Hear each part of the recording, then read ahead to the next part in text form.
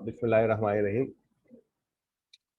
अपनी last class के अंदर हमने डिस्कस किया था कि किस तरीके से हम RNN की जगह पर LSTM लगा दे तो हमें फायदा हो सकता है। तो हमने LSTM इस्तेमाल भी किया था और LSTM देखा भी था। अगर कभी आप परेशान हुआ करें तो सबसे अच्छा तरीका ये होता है कि आप पिछली वाली क्लास को जाकर देख लिया करें, वीडियो रिकॉर्डिंग। उससे बहुत सारी चीजें क्लियर हो जाती है। अक्सर लोग जो है वो क्लास नहीं देखते, वो किताब को पढ़कर, जब जो है किताब पढ़ना अच्छी बात है, किताब पढ़ने के बाद जब कोड वगैरह चला रहे होते हैं तो वो कुछ इश्यूज आते हैं और वो इश्यूज के लिए परेशान हो रहे होते हैं। तो मैं उनसे दरखास्त करूंगा कि वो लोग जो है वो वीडियो वगैरह देख लिया करें। कुछ चीजें हम ऑलरेडी अपनी वीडियोज में डिस्कस कर चुके हैं। सबसे बेस्ट ऑप्शन जो है वो तो आप लोगों को पता है ना क्या है, और वो ऑप्शन है क्लास जो है वो आप ज्वाइन करें।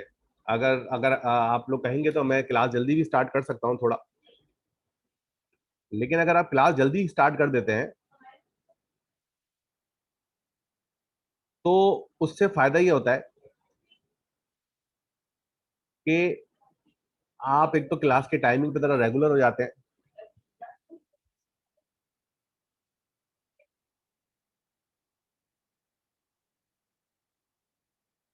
और साथ साथ जो जो इश्यूज होते हैं ये हाथ के हाथ ही रिजॉल्व हो जाते हैं।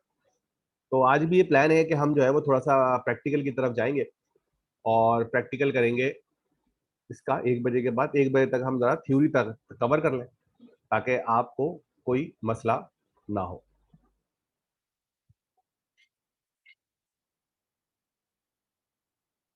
अच्छा, अब इसके अंदर कुछ चीजें ऐसी हैं जो आपको पढ़नी पड़ेगी। अब आप मेरे ख्याल से काफी अरसे से किताब पढ़ने की आदत डाल रहे हैं तो आपको आइडिया होगा कि आप जो है वो किताब किस तरह पढ़ते हैं, क्या नहीं पढ़ते। तो मैं इसलिए बहुत सारी डिटेल में नहीं जाऊंगा, लेकिन 2-3 चीजें जो है मैं आपसे डिस्कस करता कर जाऊंगा मोटा मोटी, और आप लोग जो है वो फिर किताब में से इसको डिस्कस कर लेंगे। अच्छा,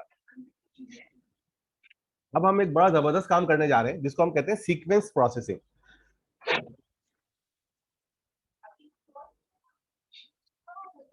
सीक्वेंस प्रोसेसिंग जो है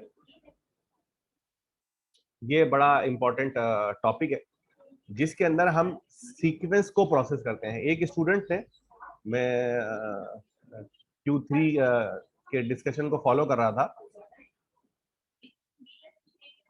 तो उसमें एक बंद स्टूडेंट ने मुझसे कहा कि यार उसको सीक्वेंस है, एक मशीन है उससे सीक्वेंस जनरेट हो रहा है, डिफरेंट वेरिएबल्स जनरेट हो रहे हैं,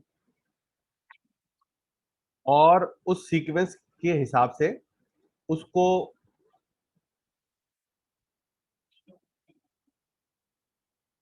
क्या कहना चाहिए, उसको डेटा की प्रोसेसिंग करनी है। तो डेफिनेटली यहाँ पे बाइनरी क्लासिफिकेशन या सीक्वेंस प्रोसेसिंग तो काम नहीं आ रही होती। तो मैं उसकी सिनेरियो को जरा ढूंढ रहा हूँ अपने व्हाट्सएप के ऊपर। आप लोगों को भी अगर याद आ रहा हो तो जरा चेक कर लें कि उससे मेरी जो बात हुई थी चैट के ऊपर, उसकी शायद मैं सुनाता हूँ। आवाज आ रही है आप लोगों को? सर अस्सलाम वालेकुम। जज़ाकल्लाह सर, आपने आवाज आ रही है? रिस्पॉन्स दिया। एक्चुअली सर ये कि उसमें जो लेबलिंग का इशू आ रहा है, मुझे ये ये आ सर रहा है आपकी आवाज आ रही है? कि मैं जितने भी सेंसर्स हैं नहीं, जो उनमें जो बंदे की फॉल्ट आवाज आ आते रही हैं, तो है? फॉल्ट आने का जो फ्रिक्वेंसी है उसकी वो बहुत कम है। मिसाल के तौर पे अगर 10,000 के कम है, सैंपल बहुत आवाज कम आ है। रही है, थोड़ी कम उसकी आ आवाज रही भी है। बहुत कम है सर। तो उसमें फेलियर रेट जो है वो बहुत कम है। मिसाल के तौर पे पूरे 1 घंटे के अंदर अगर 1 सेकंड में चार या 5 या 10 जितने भी सैंपल्स रिकॉर्ड, उसमें सर जो 10,000 सैंपल्स में अगर हम चेक कर लें तो उसमें बहुत कम एरर आए या फॉल्ट्स आए होते हैं। मिसाल, और एक्चुअली सर हम ये करवाना चाह रहे हैं कि हमारा मॉडल पहले से ही मतलब फोरकास्ट करके हमें बता दे कि इस सिस्टम में इतने टाइम बाद या इतने सेकंड बाद या इतने घंटे बाद इस सिस्टम में ये फॉल्ट आने वाला है। तो और सर ये सर कंफर्म करना चाह रहे हैं। चैप्टर 6 के एंड के अंदर सीक्वेंस के ऊपर एक पूरा टॉपिक है जो सीक्वेंस के ऊपर तो है, लेकिन वो जो सीक्वेंस है वो वेदर का है, मगर वो इस प्रॉब्लम के ऊपर काफी मैप करता है।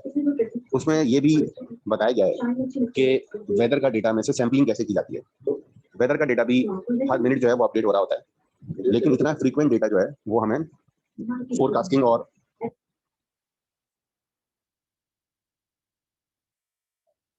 तो आप लोग ये अगर Q3 के ग्रुप में हो तो आप ये पढ़िएगा। मैं जो हूँ वो आप लोगों को, आदिल शिराज शायद हमारी क्लास में नहीं है, अगर हो तो जरा माइक ऑन करके हमें बता दें, ताकि फिर हमें उनसे डिस्कस करने बजाय ये कि हम करें। तो मैं वो चैट के अंदर आप लोगों के साथ उनकी जो बात है वो शेयर कर रहा हूँ।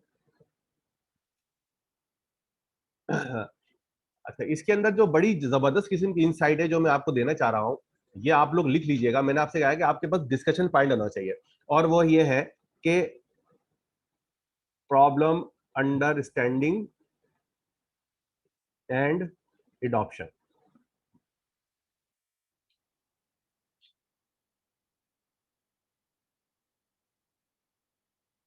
कोई भी प्रॉब्लम हो वो कैसे सॉल्व होगी, आप लोग जरा डिस्कस करते रहेंगे ना, तो मुझे थोड़ा फीडबैक मिलेगा, तो मैं उसी हिसाब से आप लोगों को बातों का जवाब देता रहूंगा। तो ये हमारी एक इंटरेक्टिव क्लास हो जाएगी। जब मैं मुझे ऐसा लगता है कि मैं क्लास जो है वो अकेले ले रहा हूँ, तो फिर उसकी फ्रीक्वेंसी मैच करना बड़ा मसला हो जाती है, और फिर उसकी मजा नहीं आता। तो मैं आपसे पूछना चाह रहा था कि क्या आपके पास कोई ऐसी प्रॉब्लम है जिसके ऊपर आप समझते हैं कि आपको एआई लगानी है?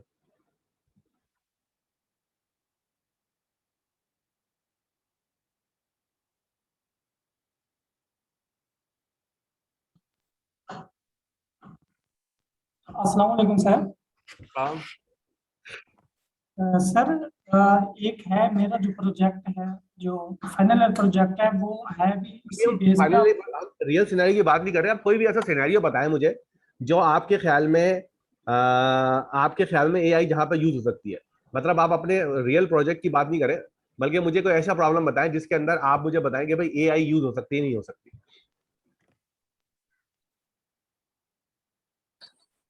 सर मुझे किसी ने ये कहा था कि पाकिस्तान जो है वो 2030 के बाद जो है सख्त डिफिकल्टीज में होगा with the current GDP and with the current economic situation.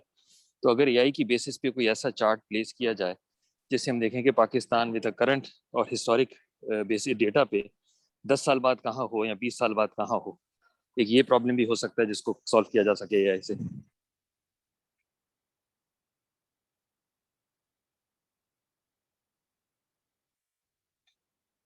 बिल्कुल आपकी बात सही है, लेकिन हमारे पास है क्या क्या इसके लिए? इसके लिए होगा एफबीआर से टैक्स का डेटा होगा, इसके बात लिए ये है कि मैं इकोनॉमिक हमारे रिपोर्ट्स टूल होगी। किट की बात कर रहा था। हमारी जो टूल किट है हमारे पास, वो क्या है?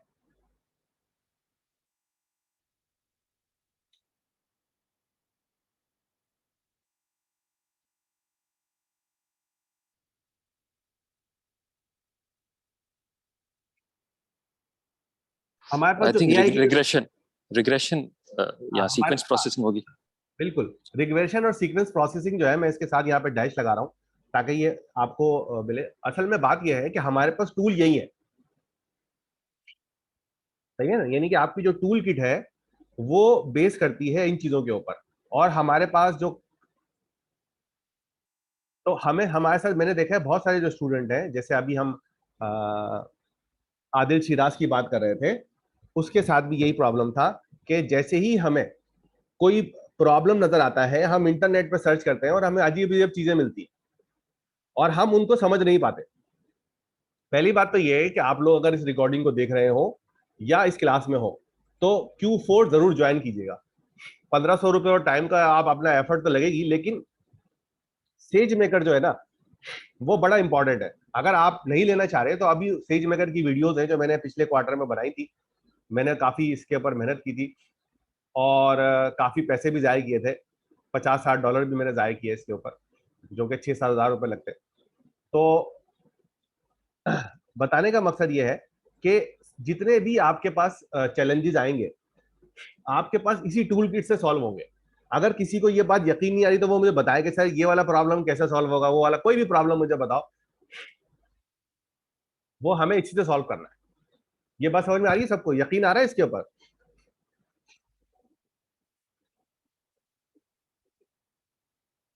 Anyone want to discuss something? Yes sir. कुछ कहना चाह रहा है कोई?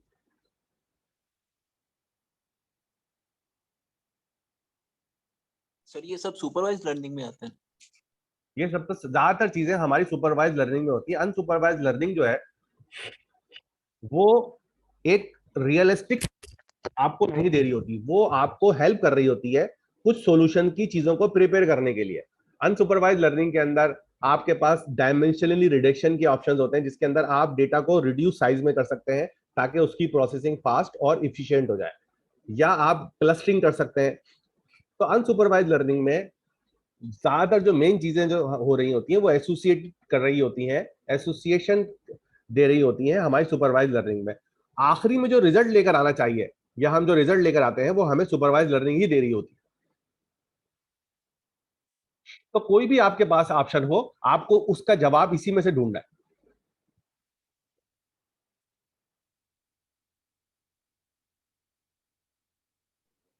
अगर वो अनसुपरवाइज्ड है लेकिन ढूंढना जवाब इन्हीं ये जो लिखी हुई है टूल किट्स, ये क्या कह रहे हो? क्लासिफिकेशन आवाज नहीं आई तुम्हारी, सही से बोलो।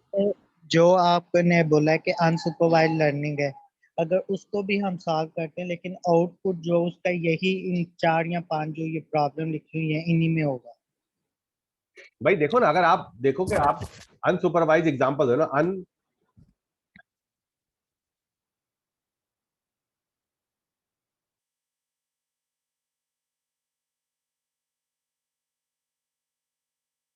क्लस्टरिंग, ठीक है, यूज केसेस और एग्जांपल आप जाके देख लो, वो आपको हेल्प कर रहे होते हैं बाज़ औक़ात ऑटोमेशन के अंदर। अगर आपने अपने कस्टमर की क्लस्टरिंग कर ली, डिफरेंट ग्रुप में बांट लिया, उन ग्रुप को जाके चेक किया और आपको लगा कि यार आपकी जो है ना अनसुपरवाइज लर्निंग ने ग्रुपिंग सही कर दी है,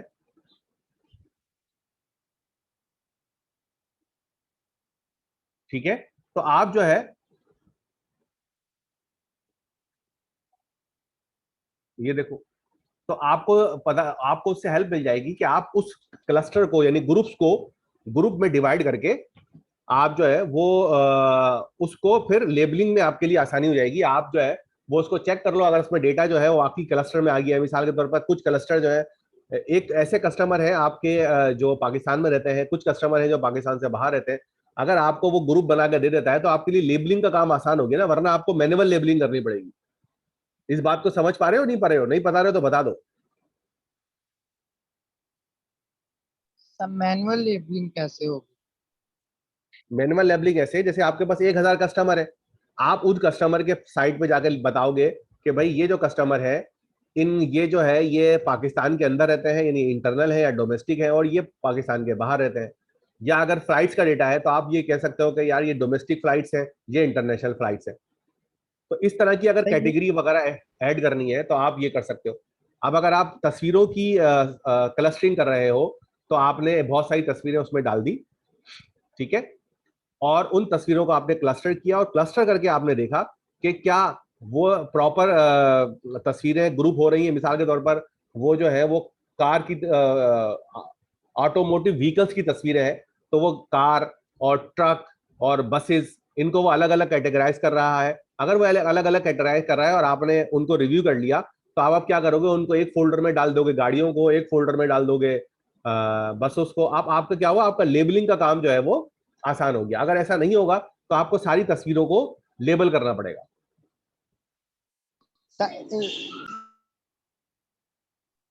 सर इन शॉर्ट ये हुआ कि हमारे जो अनसुपरवाइज्ड है उसको ले हम सुपरवाइज में जाते हैं प्रॉब्लम।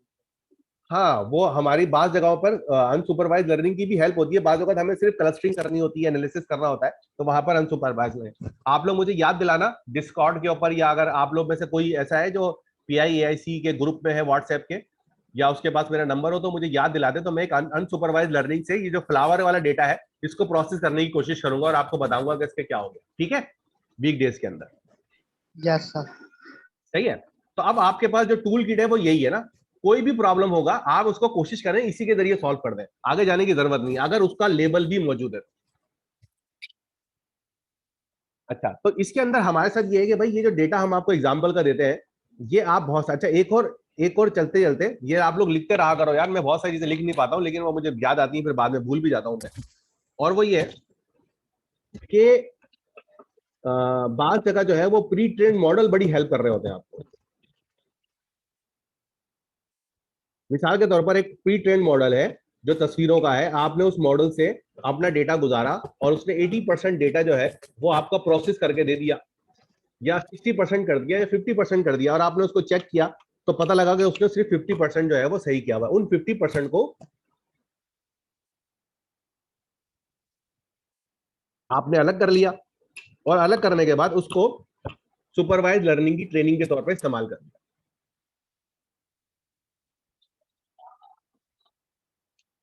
ये वाली बात पकड़ पा रहे हो, समझ पा रहे हो भाई?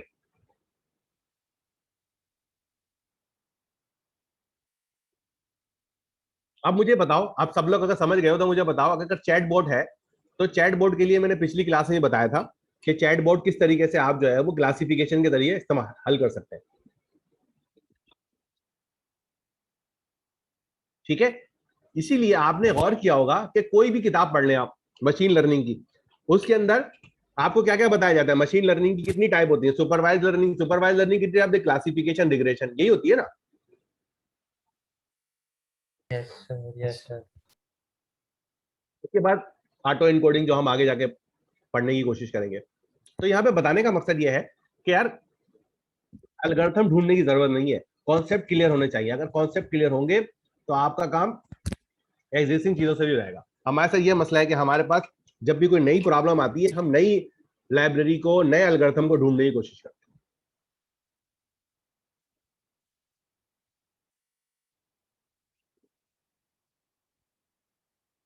ठीक है जी।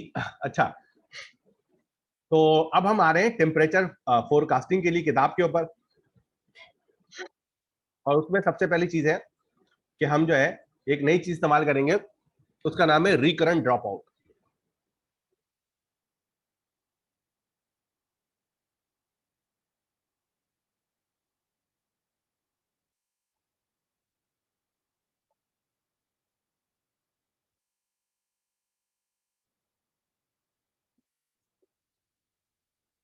हाँ भाई, पढ़ लिया आप लोगों ने? समझ में आ गई?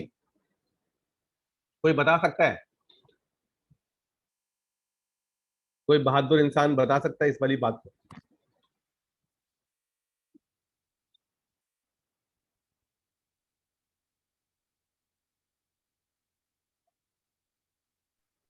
सर जो टाइम में हमारे पास आगे जा रही है सर, जो हमारे पास स्टेट जा रही है सर, उसमें से जो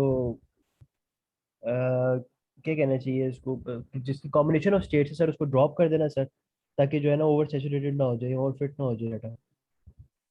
ठीक है, ड्रॉप आउट हम चैप्टर 5 में पढ़ चुके थे, लेकिन यहाँ पर भी हम ड्रॉप आउट कर रहे हैं। ड्रॉप आउट करने से हम ओवर फिटिंग से बच जाएंगे। Make sense? ठीक है। अच्छा, स्टैकिंग कर देंगे, ये भी समझ में आ रही है बात, और बाई डायरेक्शनल कर देंगे। इससे पहले जो हमने पढ़ा था वो कौन सी डायरेक्शनल था?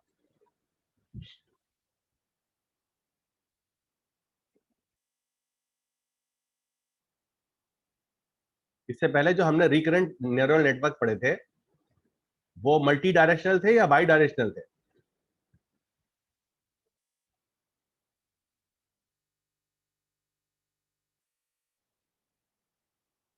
यार क्लास इतनी ठंडी चल रही है बिल्कुल,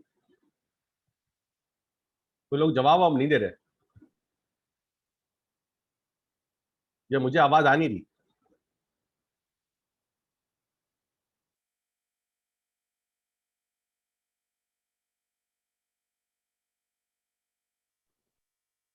सर वो बाई डायरेक्शनल नहीं थे सर, बैक की तरफ जा रहे थे हमारे पास, तो वो टाइम के अंदर हमको पता लग रहा था रिकरेंस तुम्हारी में। बात, सबसे पहले तो मैं शुक्रिया अदा करना चाहूंगा आपका कि आपने बात की, बाकी लोग तो बिल्कुल गुमसुम बैठे हुए हैं। तो कोई और जवाब देना चाहेगा? आपका सवाल बदकिस्मती से गलत है। मेरा सवाल ये था कि हमने जो अभी रिकरेंट न्यूरल नेटवर्क पढ़ा था या आरएनएन पढ़ा था, वो बाई डायरेक्शनल था या मल्टी डायरेक्शनल था? Sir multi direction. सब मल्टी डायमेंशन। मल्टी डायरेक्शनल था या बाई डायरेक्शनल था? सब मल्टी डायरेक्शनल। गलत। सिंगल डायरेक्शन के अंदर जा रहा है सर, फिर वो बाई डायरेक्शनल में नहीं था। सिंगल डायरेक्शनल था, बिल्कुल सही है, एक तरफ चल रहा था ना यार, यानी इसको यूनि डायरेक्शनल या सिंगल डायरेक्शनल कहेंगे। अब हम आए हैं बाई डायरेक्शनल, यानी कि वो दोनों तरफ जा सकता है। हमारा वाला पहले लेफ्ट से राइट पे ही जाता था, कभी ऐसा नहीं हुआ कि वो राइट से लेफ्ट पे जा रहा हो।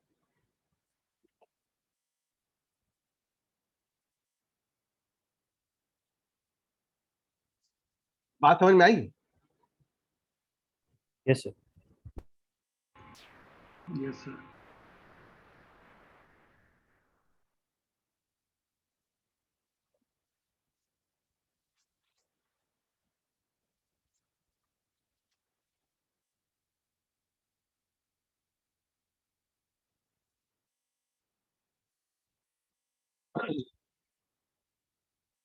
अच्छा जी, आगे बढ़ो जरा। अब इसके लिए हमारे पास एक प्रॉब्लम है टेम्परेचर फोरकास्टिंग। अब इसके अंदर बड़ी इंपॉर्टेंट चीज थी, आदिल शिराज अगर क्लास में होते तो उनको पता था। वो कह रहे थे कि सर मेरे पास डेटा हर सेकंड के अंदर, हर मिनट में आ रहा होता है। तो यहाँ पर आपको याद रखना है, देखो कॉन्सेप्ट जो है ना वो बहुत जरूरी है। हमारे साथ जो पाकिस्तानी कौम के साथ, खुसूसन जो कंप्यूटर करते हैं उनके साथ, या जो मैथ करते हैं उनके साथ, ये बड़ा मसला है कि वो कॉन्सेप्ट पिक नहीं कर रहे होते, बल्कि वो कॉन्सेप्ट रट रहे होते हैं। जब आप किसी कॉन्सेप्ट को रट लेते हैं तो आपको चीजें समझ में आना बंद हो जाती हैं। उसकी वजह यह है कि सिचुएशन तो चेंज हो जाती है। अगर आपके पास कॉन्सेप्ट है तो आप इसी कॉन्सेप्ट को डिफरेंट जगहों पर अप्लाई कर सकते हैं। मिसाल के तौर पर ये टेम्परेचर का डेटा है, आपके पास कोई और सिग्नल भी आ सकते हैं, राइट और रॉन्ग? ये बात समझ रहे हो? Yes sir, right. ठीक है, तो आप यहां पे याद रखिएगा आपका टेक्स्ट डेटा भी एक सीक्वेंस है। अगर आप लोग ज्यादा एक्सपर्ट हो तो आप बड़े आराम से किसी भी नेटवर्क इन्वायरमेंट में बैठकर पासवर्ड क्रैक कर सकते हो, क्योंकि वो भी एक सीक्वेंस में आ रहे होते हैं।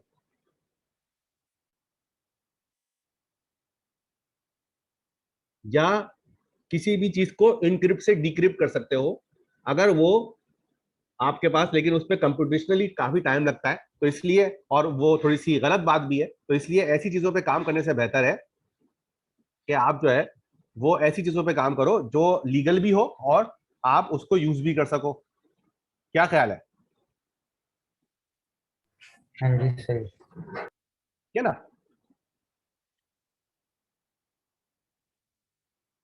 अब हमारे पास डेटा जो है वो सीक्वेंस के अंदर है। सीक्वेंस में और एक आम डेटा में क्या फर्क होता है, कोई बता सकता है मुझे?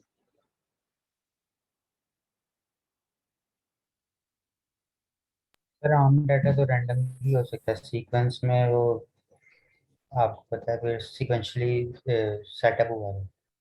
सर सीक्वेंस डाटा जो होता है ये टाइम सीरीज पे बेस कर रहा होता है कि टाइम स्टैम्प साथ होती है इसमें। अरे टाइम सीरीज जरूरी नहीं है सर सीक्वेंशियल डेटा में ऑर्डर मैटर करता है डेटा का। और सर बिल्कुल सीक्वेंस में रिलेशन होता है, रिलेशनशिप होता है प्रीवियस डेटा। रिलेशनशिप तो देखो होता ही है ना सब में। एक बिल्ली की 10 तस्वीरें खींची तो रिलेशनशिप तो बन गया। सीक्वेंस कब नहीं, आएगा? सीक्वेंस का मतलब है कि जो आप प्रेजेंट देख रहे हैं उसका प्रीवियस डेटा से डायरेक्ट रिलेशन है, उसका आउटपुट है। मेरे ख्याल से वो जो अभी किसी ने बात बताई ना वो ज्यादा अच्छी है इसमें, कि ऑर्डर जो है ना, ऑर्डर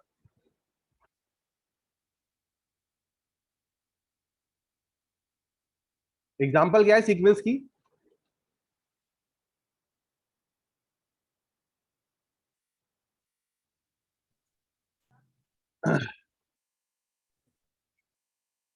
ठीक है, आपकी जो एजुकेशन है वो एक सीक्वेंस में है ना। सबसे पहले आप प्राइमरी है, फिर सेकेंडरी है, फिर हायर सेकेंडरी है, फिर ग्रेजुएशन है, वॉट। तो ऐसा नहीं हो सकता कि आप जो है वो सीक्वेंस चेंज कर देते। तो बहुत सारी चीजें जो है वो आपकी सीक्वेंस में होती है। सर सीक्वेंस का फिर इसका क्या मतलब है कि एक नंबर चेन है, फॉर एग्जांपल मैं बोलता हूँ 1 माइनस 1 माइनस 1 देन -2, तो ये है तो रिलेशन, यानी देखो प्रीवियस रिलेशन नंबर से और प्रेजेंट सीक्वेंस में करें। फर्क है। रिलेशन और सीक्वेंस में फर्क है। दो चीजों में रिलेशन ना हो तब भी दो चीजों में सीक्वेंस ना हो तब भी रिलेशन हो सकता है। मतलब जैसे मैंने कहा था कि अगर एक बिल्ली की तस्वीरें हैं तो रिलेशन तो एग्जिस्ट करता है, लेकिन उनका सीक्वेंस होना जरूरी नहीं है।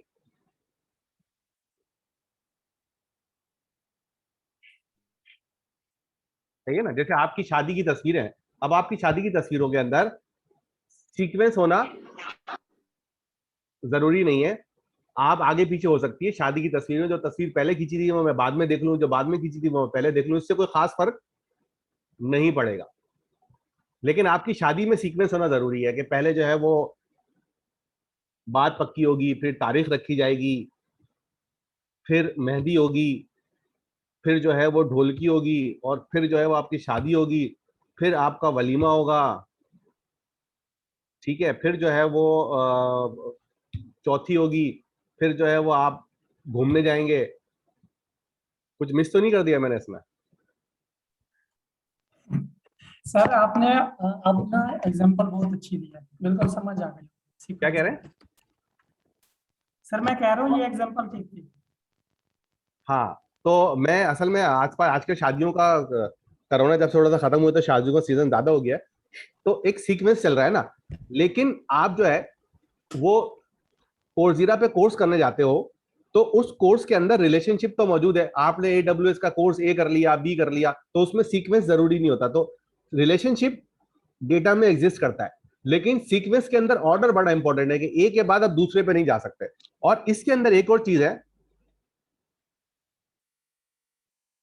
फिर टाइम सीरीज क्या है?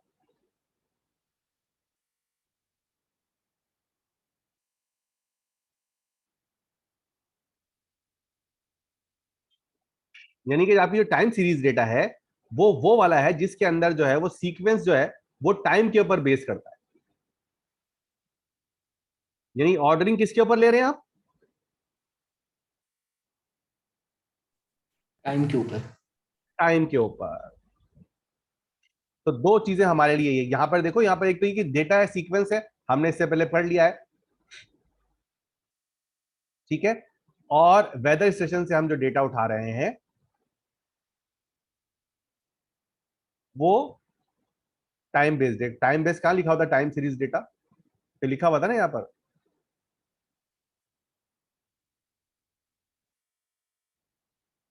ये time series of data points. Time series जब भी आए इसको आप समझ लो, लिख लो, इसको यहाँ पे सर्च कर लो, जो आपका दिल चाहे कर लो, सही है। लेकिन ये आपके पास होना चाहिए। और ये इसमें अंग्रेजी में भी लिख के बता दिया। क्या ख्याल है?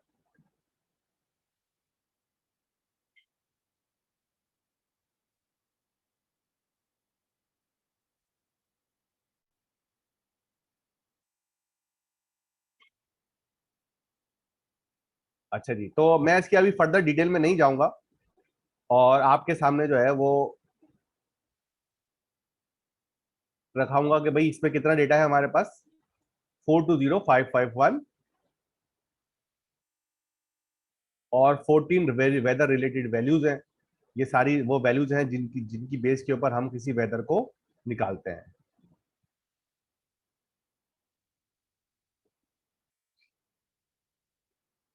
ठीक है, यहां तक कोई सवाल आपके जहन में हो? देखो, अगर आप लोग डिस्कस करते रहोगे, सवाल करते रहोगे ना, तो दो फायदे होंगे। एक तो चीजें आपको समझ में आ जाएंगी और आप क्लास में बोर भी नहीं होगे, वरना थोड़ी देर के बाद ना आपका दिल चाहेगा कि यार चलो यार, सर तो पता नहीं क्या पढ़ा रहे हैं, पबजी खेलते हैं।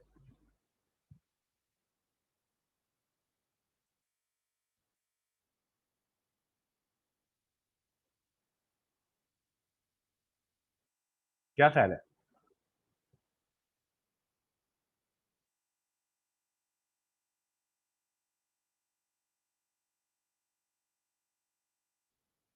नो सवाल?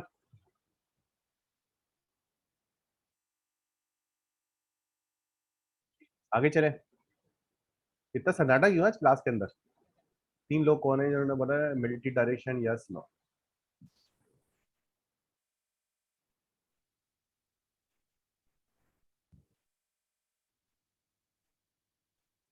अच्छा है। अब उसके बाद जो है वो हमें इसको numpy में कन्वर्ट करना है, और numpy में कन्वर्ट करने के लिए कोड जो है वो हमारे सामने है। अब इन कोड को जरा देखो और मुझे बताओ कि आप इसमें से कोड कौन सी चीज जो है इस कोड में आपको समझ में नहीं आ रही।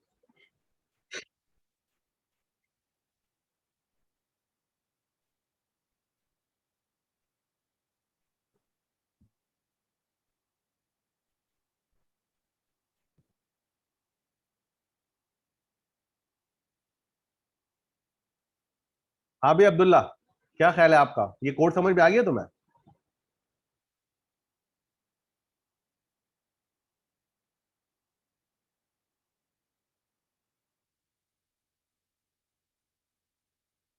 हेलो? यस सर, समझ आ गया सर। क्या समझ में आया इसके अंदर? मुझे बताओ कि ये लाइन नंबर जो 2 है, 4i कॉमा लाइन इन इनुमरेट, ये क्या कर रहा है? Can you explain? सर ये जो लाइंस की लिस्ट है उसके इंडेक्सेस और वो जो लाइन का डेटा है वो हमें इनुमरेट से लेके फॉर लूप में प्रोसेस कर रहा है। प्रोसेस कर रहा है। प्रोसेस क्या कर रहा है? Value is equal to Ahmed, Andrew Vismit, Asad Ali, Bilal आईक्यू, दयान अली, फराज गनी, सबमिट बाकी लोग कर भी रहा बोल है सकते हैं। लाइन को।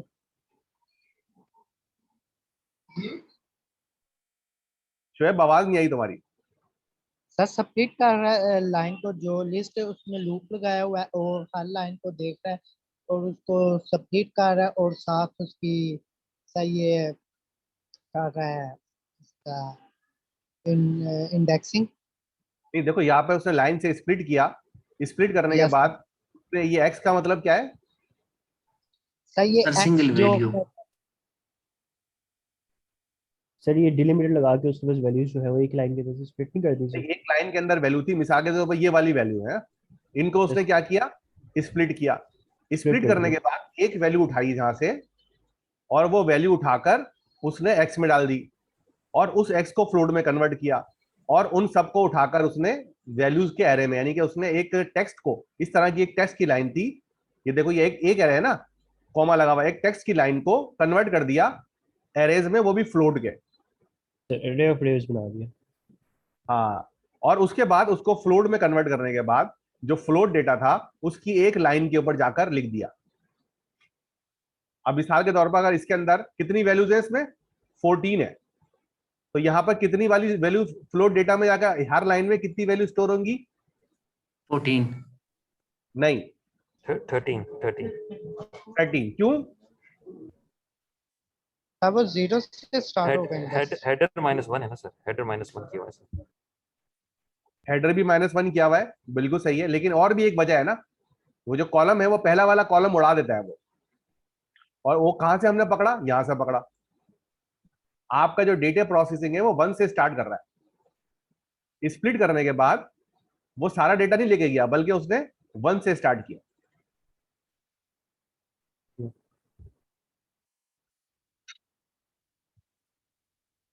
और उसको हमने पाइप प्लॉट में डाल दिया। आप ये चीज समझ के डिस्कस कर लो, ताकि जब आप इसकी प्रैक्टिस कर रहे हो तो फिर आपकी ये प्रॉब्लम ना बने आपके लिए।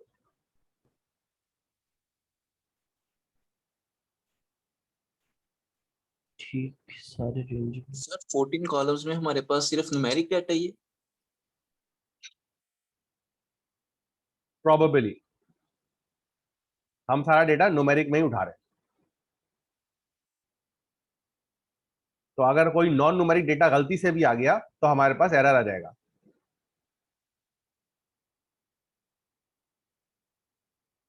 अच्छा, अब उसके बाद जो है हमारे पास डेटा जो है वो हर 10 मिनट के बाद आ रहा है, तो हमारे पास 144 डेटा पॉइंट्स आएंगे।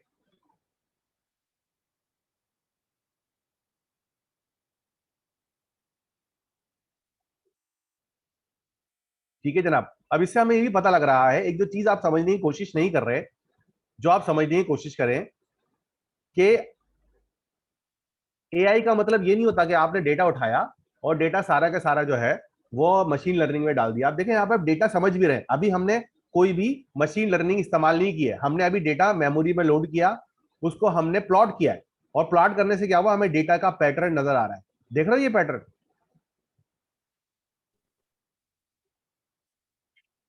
कुछ समझ में आ रहा है इस ग्राफ से?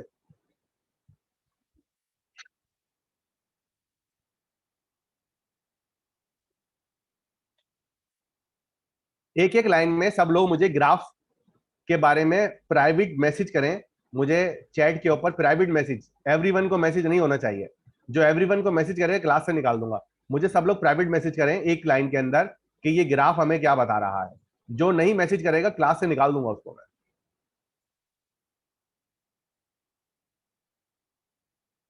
प्राइवेट मैसेज करके मुझे बताएं कि ये ग्राफ हमें क्या बता रहा है। कोमल आप चेक करिएगा।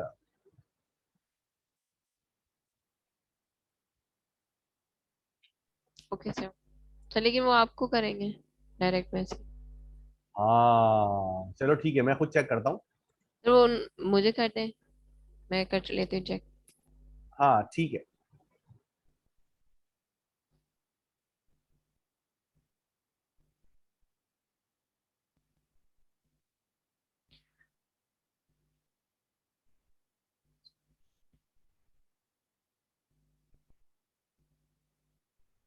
अच्छा, मेरे पास कुछ डायरेक्ट मैसेज आ रहे हैं।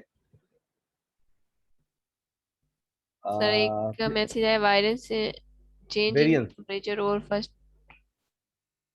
भाई ये वेरिएंस वेरिएंस वाली इतनी अंग्रेजी नहीं आती है, हमें सादा सादा अल्फाज में बताओ कि हो क्या रहा है। और एक और आया, नो आइडिया।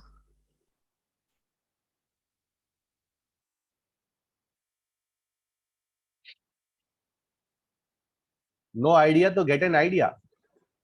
अब मुझे बताओ कि ये जो यहाँ पर इससे क्या, ये -25 और 0 से क्या मतलब है? चलो सबसे पहले ये बताओ, -25 और 0 से क्या मतलब है?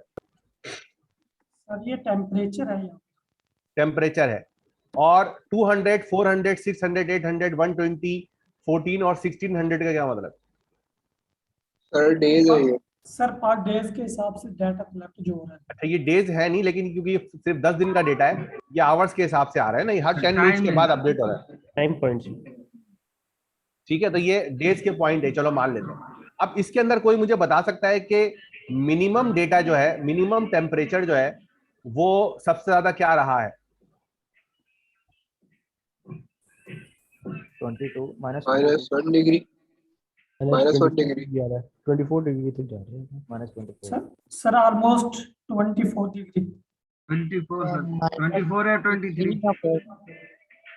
सर -24 माइनस में हाँ, चल रहा है सर। मेरा भी यही ख्याल है कि जो सबसे कम टेम्परेचर जो है वो 24 या 23 होना चाहिए। ये यहाँ पर मेरा माउस नजर आ रहा है आपको, मूव होता हुआ? Yes sir. Yes sir. Yes sir. ठीक है। और सबसे ज्यादा टेम्परेचर क्या है? सर 0 है। 0 ही है। Almost almost -1। 0। चलो -1 भी सही है, गलत नहीं है। अब हमें ये बताओ कि ये 400 और 800 और 1000 और 1400 में दोनों में के पैटर्न्स में क्या फर्क नजर आ रहा है?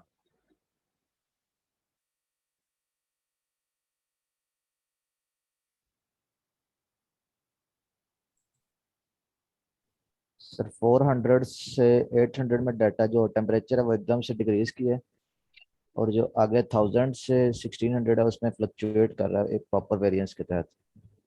हाँ, मतलब अगर आप देखेंगे 400 से आपका टेम्परेचर बढ़ना शुरू हुआ, 400 से टेम्परेचर बढ़ता बढ़ता बढ़ता बढ़ता 600 से लेकर तकरीबन 600 तक जो है वो ये टेम्परेचर जो है वो बढ़ता ही रहा है। 400 से 600 तक नीचे नहीं आया है। फिर ये 600 से ड्रॉप होना शुरू हुआ है और होते होते ये 700 तक आया। तो 400 से, हाँ रिड्यूस हुआ। 400 से लेकर, अगर आप देखें 400 से लेकर 600 तक जो है वो टेम्परेचर जो है वो उसमें वेरिएशन कम है, जबकि अगर हम 800 के बाद से देखें तो इसमें वेरिएशन बड़ा ज्यादा है, बहुत कम और बहुत ज्यादा। तो उम्मीद है ये आप लोगों को ग्राफ पढ़ना आ गया होगा।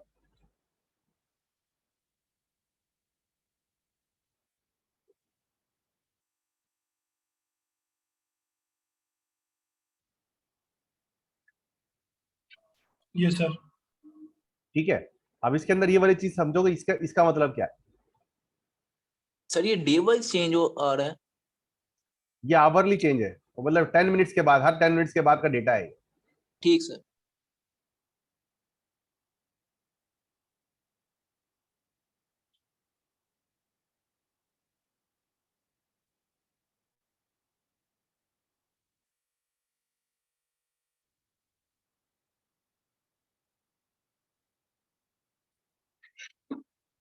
अब हमारे पास इसके अंदर ये बताओ कि ये लुक बैक क्या है?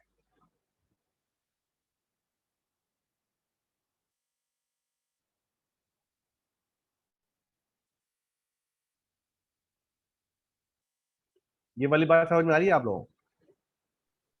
सर ये पिछली नंबर ऑफ स्टेट्स को लुक बैक करेगा सर? कितनी स्टेट्स को लुक बैक करना है अगले उसको बनाने के लिए?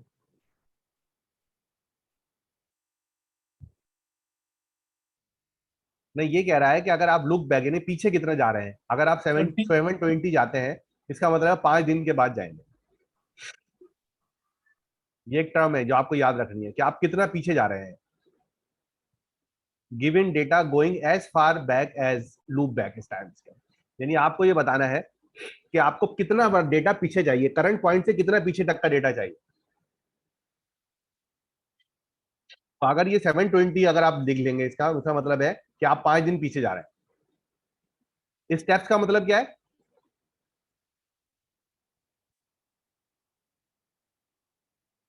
सैंपल आपने दे दिया, स्टेप दे दिया 6। इसका मतलब ये हुआ कि ऑब्जर्वेशंस जो है वो सैंपल होंगी 1 डेटा पॉइंट पर आवर, यानी कि आप जो है जब एक डेटा पॉइंट उठा लेंगे तो उसके अगले 6 डेटा पॉइंट को उड़ा देंगे, उसके बाद वाला लेंगे। इसका मतलब है कि अगर हर 10 मिनट के बाद डेटा आ रहा है तो आपके पास ये जो डेटा की जो सैंपलिंग हो रही है वो 10-10 मिनट की हो रही है, तो आपने एक उठा लिया और बाकी 6 उड़ा दिए। इसका मतलब है 1 घंटे में एक सैंपल उठा रहे हैं आप। ये वाली बात समझ में आ गई है?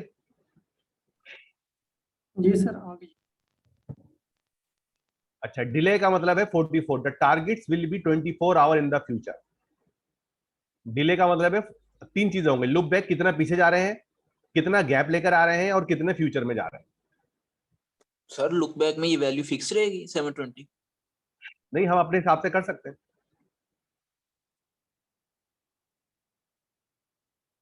अच्छा, अब हमें क्या करना है?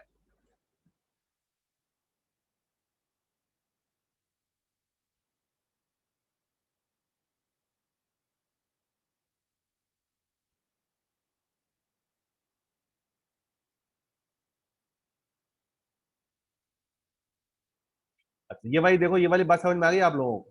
पढ़ो जरा और पढ़ के मुझे समझाओ कि सर ये वाली बात समझ में नहीं आई है।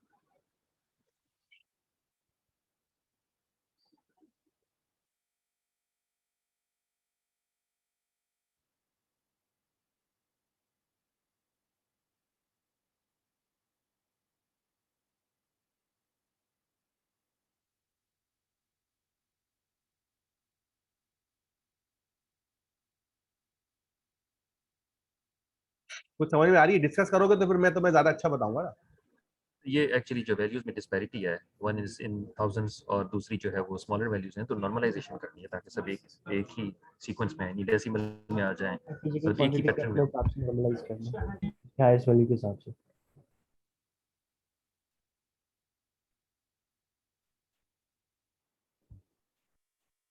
यानी मेरे ख्याल में इसको एक वैल्यू से डिवाइड किया जाएगा, सारी वैल्यूज को कॉमन वैल्यू से डिवाइड किया जाएगा ताकि सब नॉर्मलाइज हो जाए। हाँ, मतलब आपको कुछ ना कुछ करना पड़ेगा ताकि ये वैल्यू जो है वो नॉर्मलाइज हो जाए, क्योंकि ये वैल्यू जो है वो हर वैल्यू की एक डिफरेंट स्केल के ऊपर चल रहा है ना। टेम्परेचर डिफरेंट स्केल के ऊपर है, प्रेशर डिफरेंट स्केल के ऊपर, हमें तो इसका स्केल्स कॉमन करना है। तो अब हमें क्या करना पड़ेगा? एक पाइथन जनरेटर बनाना पड़ेगा। The current array of float data and yields batch of data from the recent past along with the target temperature in the future, because the sample data set is highly redundant. Sample n and sample n plus one, most of their time is in common. It could be wasteful to explicitly allocate every sample. Instead, we will generate sample on the fly using the original data. ये वाली बात समझ में आ गई? हमें एक Python का generator बनाना है जो हमें डेटा देगा, लेकिन हमें ये बात रखना है कि इस बात के बहुत सारे चांसेस हैं कि अभी जो टेम्परेचर है 1 घंटे पहले भी वही टेम्परेचर हो या 1 घंटे बाद भी वही टेम्परेचर हो या 10 मिनट के अंदर तो बहुत ज्यादा। तो हमें क्या करना है कि हमें एक एक सैंपल उठाने की जरूरत नहीं है, क्योंकि टेम्परेचर 10-10 मिनट में चेंज नहीं होता। राइट और रॉन्ग? Right sir.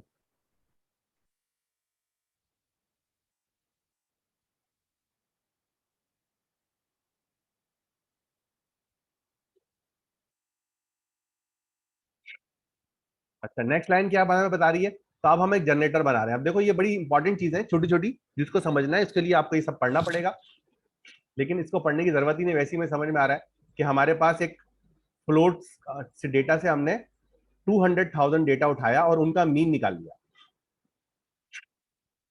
ठीक है, एक्सिस 0 के ऊपर। और जब हमने मीन निकाला तो वो मीन में आ गया।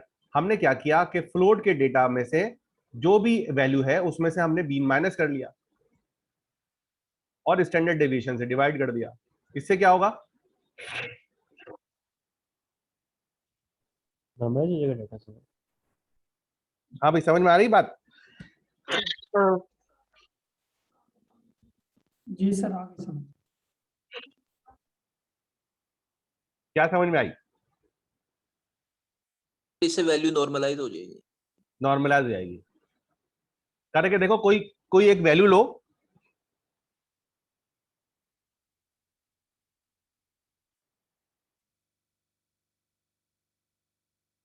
कुछ वैल्यूज लो, 20, 25, 30, 40, 50, 60।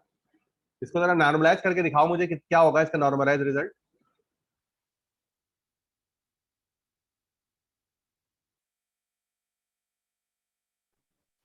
सर ये सिंपल जी स्कोर नॉर्मलाइजेशन है, जैसे हम SQ11 में स्टैंडर्ड स्केलर से कर लेते हैं।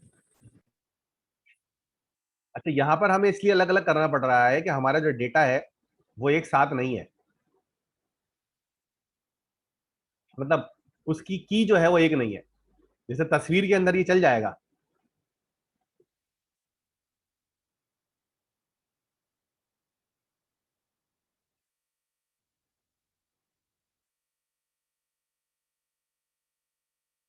समझ में आई बात या नहीं आई?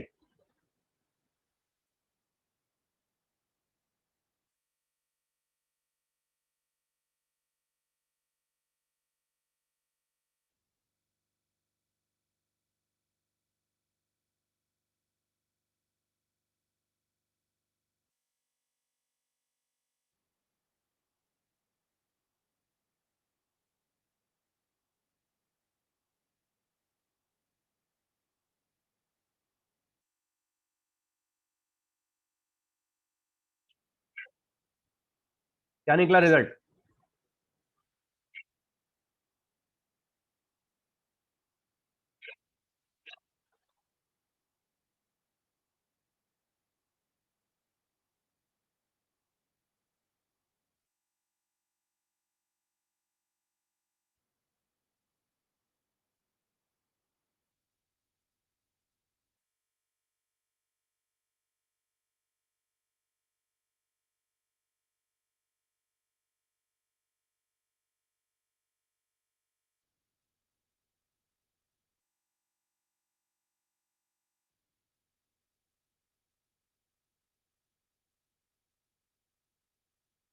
और ये जो पैरामीटर है, ये देखो, ये सारे समझ में आ रहे हैं तुम्हें? आप में से कोई इसको पढ़ सकता है मेरे लिए?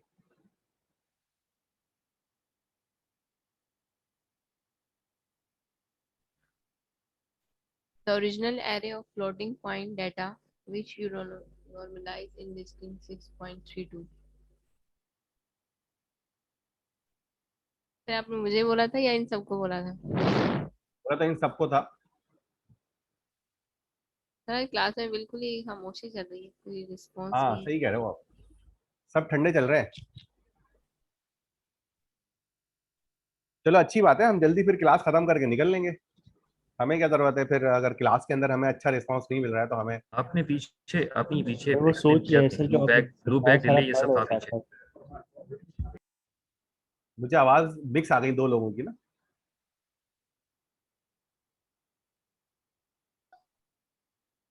सर मैं मीन और स्टैंडर्ड डेविएशन कैलकुलेट कर रहा हूँ मीन का।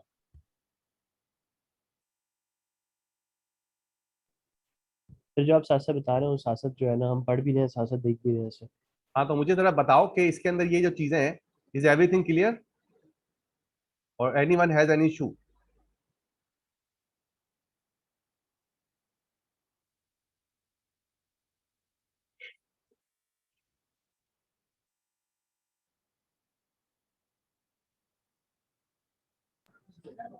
इसमें शफल किया जाएगा कि नहीं? देखो यहाँ से दोबारा पढ़ो इसको।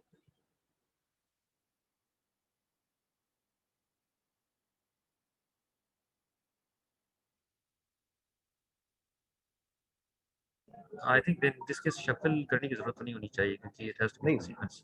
तुम्हारी बात समझ रहा हूँ, लेकिन तुम इस चीज को समझ रहे हो, इस वाली चीज को? हाँ मैं समझ रहा हूँ, मगर नीचे देखिए ना शफल में है कि whether to shuffle the samples और draw them in chronological order, ये डिसीजन लेने की बात कर रहा है। तो मैं ये हाँ, पूछ रहा हूँ कि ये तो मुझे इसमें बताओ कि क्रोनोलॉजिकल ऑर्डर इसका ही होना मतलब क्या चाहिए। है? Follow with arguments.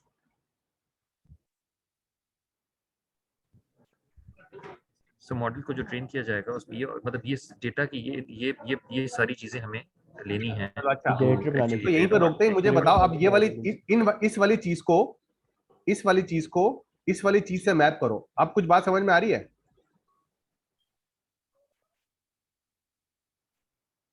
हाँ सही है, शफल को फॉल्स किया हुआ है, सही है, ठीक है बस, क्योंकि लेकिन सीक्वेंस में ये डेटा क्या है है, तो shuffle ये भी होना सर चाहिए। सारे के सारे क्या कहलाते हैं? Arguments, parameters. आर्गुमेंट्स। तो ये आर्गुमेंट्स हमें दिए हुए, हमें डेटा मिलेगा, हमें लूप बैक देंगे, ये हम एक जनरेटर बना रहे हैं। तो जनरेटर बनाने के लिए हम हार्ड कोडिंग नहीं कर रहे हैं, हमने एक फंक्शन बनाया है और हम ये सारे पैरामीटर पास कर रहे हैं कि हमें कहां से लेकर कहां तक का डेटा चाहिए, कितना उसके अंदर फ्यूचर का डिले चाहिए, शफल करना है या नहीं करना। हमने डिफॉल्ट में फॉल्स रखा हुआ है, लेकिन हमारे पास ऑप्शन है, हम चाहे तो ट्रू कर दें।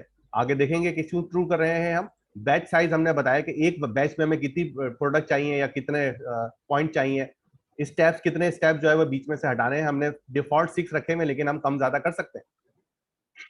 इसका मतलब है कि ये वो स्टेप है जो कि प्री मॉडलिंग होगा, यानी ये डेटा को सारा रेडी करके उसके बाद मॉडलिंग की तरफ जाएगा। जनरेटर तो पता है ना, चैप्टर 5 से पढ़ते हुए आ रहे हैं। क्या जनरेटर होता है? जनरेटर किसे कहते हैं हम? जनरेटर एक फंक्शन है जो क्या करता है? जो हमें रियल रन टाइम पे डेटा जनरेट करके देते हैं बैचेस में। डिजायर्ड फॉर्म में डेटा जनरेट करके देता है, रॉ डेटा को डिजायर्ड फॉर्म में रिफाइन करके बिल्कुल बिल्कुल। सर मीन 40 है उसका जो आपने बताया था, और स्टैंडर्ड डेविएशन 14 है। मीन कितना है इसका? 40 सर। 40 ठीक है, मेक सेंस। Yes sir. और स्टैंडर्ड डेविएशन सर 14 है। 14 का मतलब क्या होता है?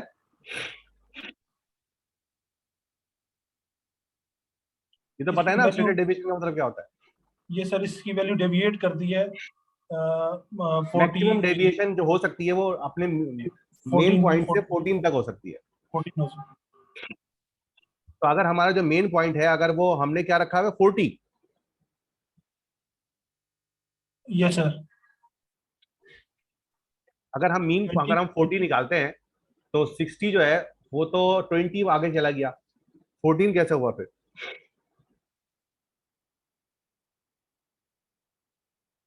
एनीवे चलो आगे मीन चलते सर हैं। 37.5 आता है। सही जनाब। अच्छा, अब ये जो सफर ये कर रहा है, ये इसका मतलब क्या हुआ कि ये वो सारे काम जो हमें करना है, ये सारे का सारा हमें जनरेटर करके दे देगा। हम उसको डेटा दे देंगे, वो हमें डेटा निकाल के दे देगा। हमने फंक्शन बना लिया ताकि बार बार हमें इसको बनाना ना पड़े। अभी हमने शुरू में इसको चलाने के लिए लूप बैक क्या दिया हुआ है?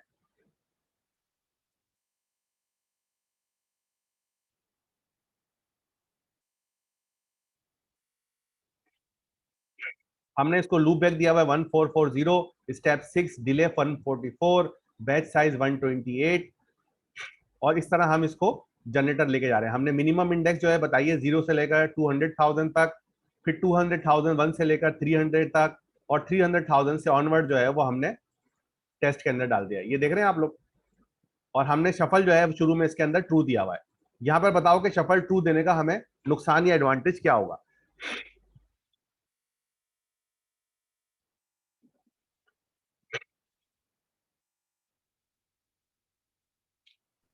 सर शफल टू कर सर देंगे शफल करेंगे तो सर टाइम, हमारा डाटा ही टाइम सीरीज के अंदर है, वो सीक्वेंशियल चल रहा है सर। शफल देने से तो सीक्वेंस सर वो खत्म हो सीक्वेंस जाएगा। खत्म हो जाएगा, शफल देने से सीक्वेंस खत्म हो जाएगा। जी बिल्कुल।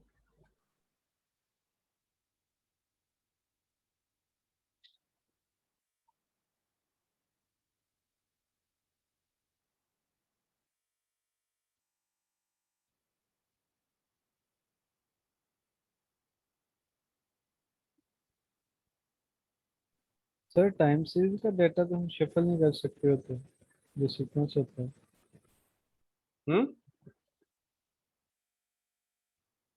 Sir sequence data like time series, इससे तो शफल नहीं कर सकते होते हैं। लेकिन ये तो कर रहा है।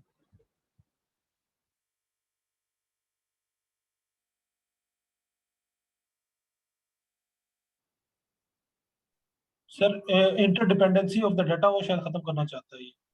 जी बिल्कुल। और भी अगर आप इसकी डिटेल पढ़े तो इसमें ये बताएगा भी आपको कि इसमें शफल करने का एडवांटेज क्या हो रहा है। अच्छा, अब इससे पहले कि हम इससे आगे जाएं, हमें ये भी देखना है, before start ballot box deep learning model to suit temperature, let's simple common sense approach. ये वाली चीज पढ़ो और मुझे बताओ कि इसके अंदर क्या बात बताई गई है।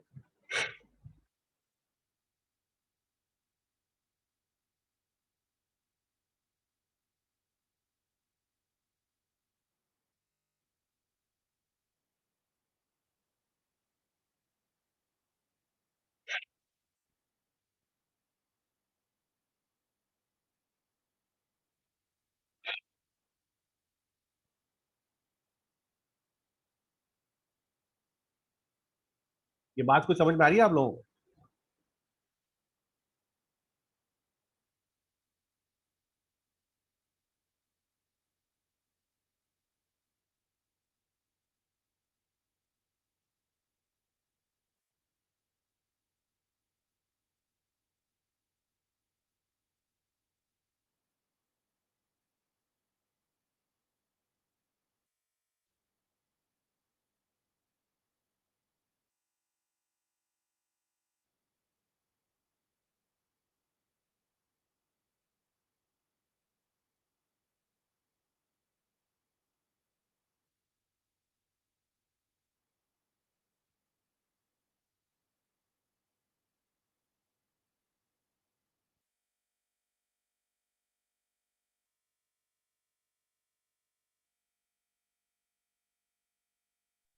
सर ये प्लीज एक्सप्लेन कर दीजिएगा। कहाँ से क्या करना है, सवाल पूछोगे तो समझ में आएगा ना। ये वाली सर चीज समझ में आ रही है? सर आई थिंक वो अनबैलेंस डाटा की बात कर रहा है कि जिसमें वो बता रहा है कि एक ही क्लास से ज्यादा बिलोंग कर रहे हो सेकंड इंस्टेंस अगर 90% of our data belongs to one single class, तो अब हमें ट्रेनिंग की जरूरत ही नहीं है ना। हम अगर प्रोबेबिलिटी के ऊपर भी चले जाएं, यानी एक डेटा 90 एक 10% है, तो अगर हम प्रोबेबिलिटी के ऊपर भी चले जाएं तो 90% चांसेस हैं कि हमें क्लास ए मिले। राइट और wrong? Yes right sir. Data ही से 90% हुआ है। हाँ, मतलब ये ना भाई, मिसाल के तौर पर आपको मैंने कहा कि भाई सफेद और काली बॉलें हैं, उसमें से एक बॉल उठा के लेकर आना है। 9 सफेद बॉलें हैं और एक काली बॉल है, तो 9 काली बॉल उठाने की प्रोबेबिलिटी कितनी है? 10%। काली बॉलें 9 है, सफेद एक है, तो 90% चांस है कि आप काली वाली बॉल उठा लेंगे।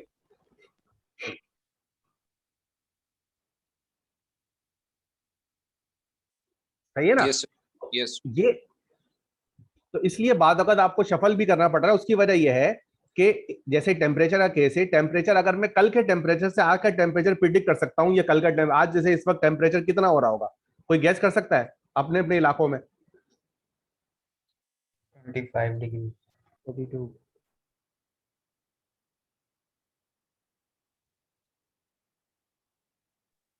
30।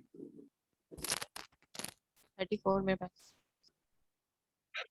तो इससे हम प्रिडिक्ट कर सकते हैं कि यार कल का टेम्परेचर जो है वो कितना होगा।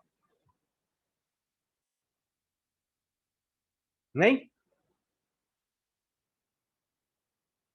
सर कर सकते टेम्परेचर चेंज तो होता नहीं सर, डे टू डे नहीं होता। नहीं, मैं बात कर रहा हूं, अगर आज आपको आज कितनी का जल्दी? टेम्परेचर पता हो तो कल के टेम्परेचर आप प्रिडिक्ट करने बैठेंगे तो कितनी प्रोबेबिलिटी कितने परसेंट होगी?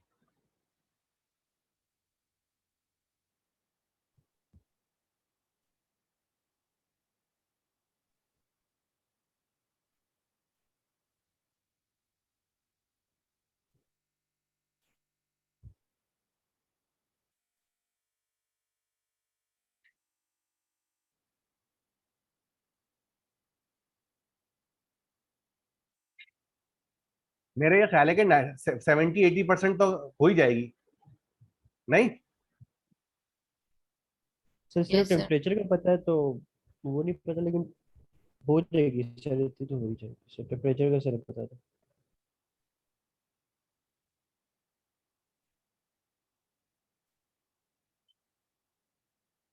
तो वो ये कह रहा है कि अगर आप देखें इसमें से technique the common sense approach to always predict the temperature 24 hour from now would be equal to the temperature right now, let's evaluate this approach using mean absolute error. हमने ये ट्राई करके भी देखा है इसके अंदर। भाईजान जज्बाती हो गए,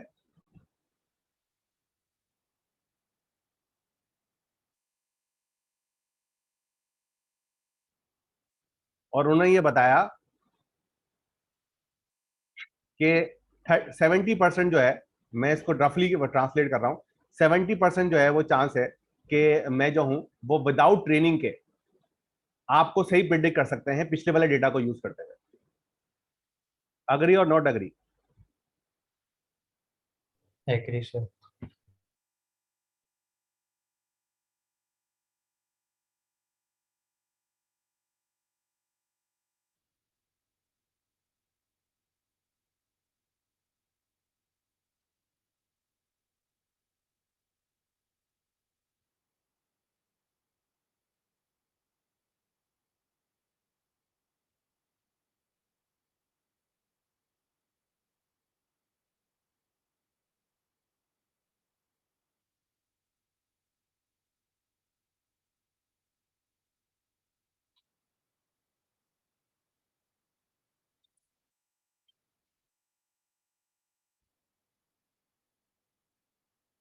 अच्छा जी, आगे चलते हैं। अब हम इसमें मशीन लर्निंग अपनाए जा रहे हैं। मशीन लर्निंग हमारी बड़ी सिंपल है। हम जनरेटर बना चुके हैं, और जनरेटर बनाने के बाद हमने एक सीक्वेंशियल मॉडल लिया है, इसको फ्लैटन किया है, इसको डेंस किया है, और उसमें एक रीलू की लाइन लगा दी है, और डेंस के ऊपर हमने ये कर दिया है, और इसके बाद ये हमारा मॉडल आ गया। ये इसकी प्रिडिक्शन है। मेरे ख्याल से इसमें तो कोई नई चीज नहीं है।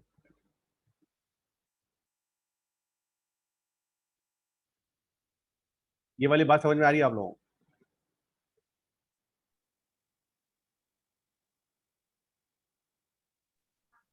सर ये डेंस में आर्गुमेंट 1 क्यों दिया भाई? बताओ भाई कोई इनको। सिर्फ टेम्परेचर चाहिए आपको, अपना जो प्रिडिक्ट करना है, टेम्परेचर प्रिडिक्ट करना है। सिर्फ एक मिनट। सर रिग्रेशन प्रॉब्लम में जो आउटपुट है 1 ही आएगी उसकी आउटपुट। हाँ, जो आपका आउटपुट है वो सिंगल वैल्यू होता है।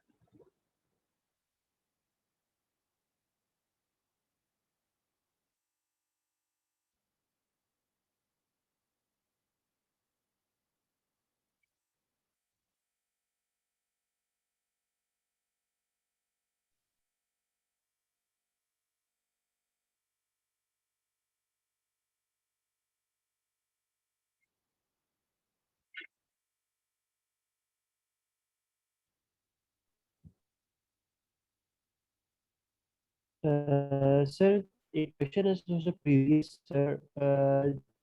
सर जो शफल है सर, इसको हमने सर क्यों इस्तेमाल किया सर जनरेटर में, जनरेटर में? शफल के अंदर देखो ना, शफल का कमांड क्या कर रही है। अगर शफल होता है तो वो हम क्या करते हैं यहाँ पर, देखो इसमें क्या कर रहा है वो डेटा की जो लाइंस है उनको रेंडमली ऊपर नीचे कर देता है, रेंडमाइज कर देता है। उसके उससे फायदा ये मिल रहा है कि हमारा जो लर्निंग है उसके ओवरफिटिंग होने के चांस जो है वो कम है। एक सीक्वेंस के साथ को हमने अनसीक्वेंस कर दिया है ताकि हम रियल डेटा पॉइंट जो है वो चेक कर सके। अगर आप इसको नीचे आगे देखें तो इसमें देखें, इसमें शफल ट्रू है, यस सर। ठीक है, लेकिन इसमें शफल क्या है? फॉल्स है सर। शफल नहीं दिया हुआ तो फॉल्स होगा सर। हाँ, तो सिर्फ इसके अंदर हमने शफल किया हुआ है क्योंकि डेटा हमारे पास ज्यादा है और हम चाहते हैं कि हमारे पास एक ही मौसम का डेटा नहीं आ जाए। यानी जब मैं पहली मर्तबा 20 का बैच उठाऊंगा तो वो 20 का जो बैच के अंदर डेटा आएगा वो कौन सा होगा? मतलब वो तो एक अगर मैं 20 का डेटा उठाऊंगा तो वो तो एक ही दिन का आ जाएगा सारा का सारा। Yes sir. तो अगर डिफरेंट डेज का उठाना है तो शफल तो करना पड़ेगा ना, वरना मेरे बैच के अंदर में जब मैं ट्रेनिंग लेने जाऊंगा तो ट्रेनिंग जो है वो बहुत ज्यादा सीक्वेंशियल हो जाएगी। सर ठीक है सर। लेकिन हमारे जो आरएनएस होते हैं वो बेसिकली हम सीक्वेंस ही रिकॉग्नाइज नहीं कर रहे होते हैं, हम सीक्वेंस को तोड़ लेकिन हमारे पास फिर हम डेटा किस सीक्वेंस तरह है ना, करेंगे सर? डेटा हमारे पास सीक्वेंशियल है। Yes sir. Sequential is better. Yes, sir.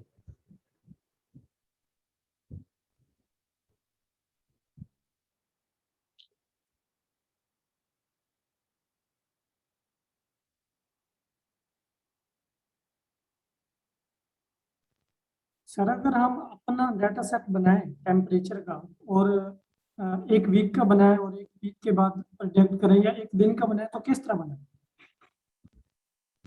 जैसे ये बना हुआ वैसे ही बनाओगे ना, और सिर्फ टेम्परेचर नहीं, आप तो वेदर फोरकास्ट करने जा रहे हो ना। जी सर। तो आपको तो काफी आगे जाना पड़ेगा।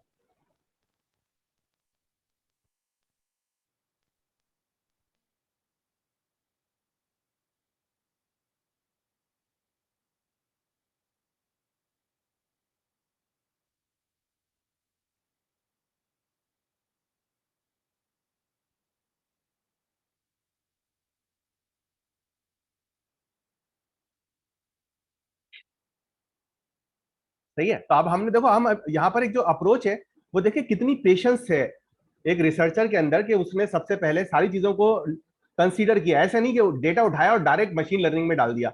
वो जो है वो जनरेटर बना रहा है और इसके अंदर जो है वो डेटा जो है वो शफल कर रहा है। ठीक है, जब उसने शफल कर लिया तो अगली मर्तबा वो शफलिंग नहीं कर रहा। उसके बाद उसने डायरेक्ट जो है वो आरएनएन के ऊपर नहीं किया, बल्कि उसने सबसे पहले जो है वो अपना डेटा जो है वो नॉर्मल तरीके से डेंस लेयर के ऊपर कंट्रोल करके देखा कि भाई डेंस लेयर के अंदर क्या रिजल्ट आ रहा है। तो इसके अंदर हमें पता लगा कि हमारा जो ये जो लॉस है वो ट्रेनिंग का तो कम होता जा रहा है, लेकिन वैलिडेशन का लॉस ज्यादा बढ़ रहा है। Sum of data are close to no nothing baseline but no reliably. This goes show the merit of having the baseline of first place is turned out to be not easy to outperform. Your common sense contain a lot of valuable information that machine learning doesn't have access to. You may wonder if simple well-performed model exists to go for from the data targets. Why doesn't model you are training fit it improve it? Because the simple solution isn't what the training setup is looking. The space of model in which you are searching a solution, that is your hypothesis space, is a space of all possible two-layer network with the configuration you define. These network are already fairly complicated. You are looking for a solution with the space of complicated models. The simple, well-performed baseline may be unlearnable, even if the technically part of the hypothesis space. This is pretty significant limitation of machine learning in general, unless the learning algorithm is hard-coded to look for a specific kind of simple parameter. Learning can sometimes fail and find simple solution to be simple problem. ये कह रहा है कि भाई बाज़ औकात आप अगर किसी चीज को मशीन लर्निंग से हल करने की कोशिश करते हैं और तो आपको अच्छे रिजल्ट नहीं मिलते। अब हम इसके ऊपर नहीं जा रहे क्योंकि ये थोड़ा सा डीमोटिवेशन है और ये आपको थोड़ा समझने में टाइम लगेगा जब तक आप अपनी एक्सपर्टीज डेवलप ना कर ले। अब हम यहाँ पर आ गए, अब फर्स्ट रिकरेंट बेसलाइन। अब हम रिकरेंट के ऊपर आ गए हैं और हमने यहाँ पर GRU जो है वो लगा दिया है, और GRU लगाने के बाद हम इसको प्रोसेस कर रहे हैं। जब हमने GRU लगाया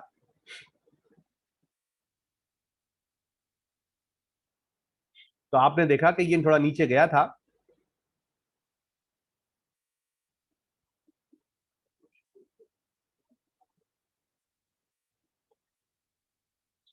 ठीक है। तो ये कह रहा है कि अभी भी यहाँ पर कसर है, आपकी जो सॉलिड लाइन है वो इंप्रूव नहीं हो रही है।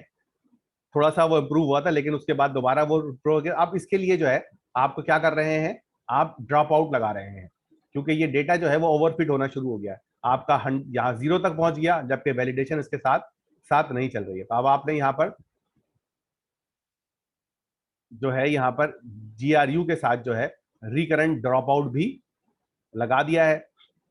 और उसके बाद जो है वो आप देखें जब आपने ड्रॉप आउट भी लगाया तो अब आपके पास ओवरफिटिंग जो है वो खत्म हो गई है।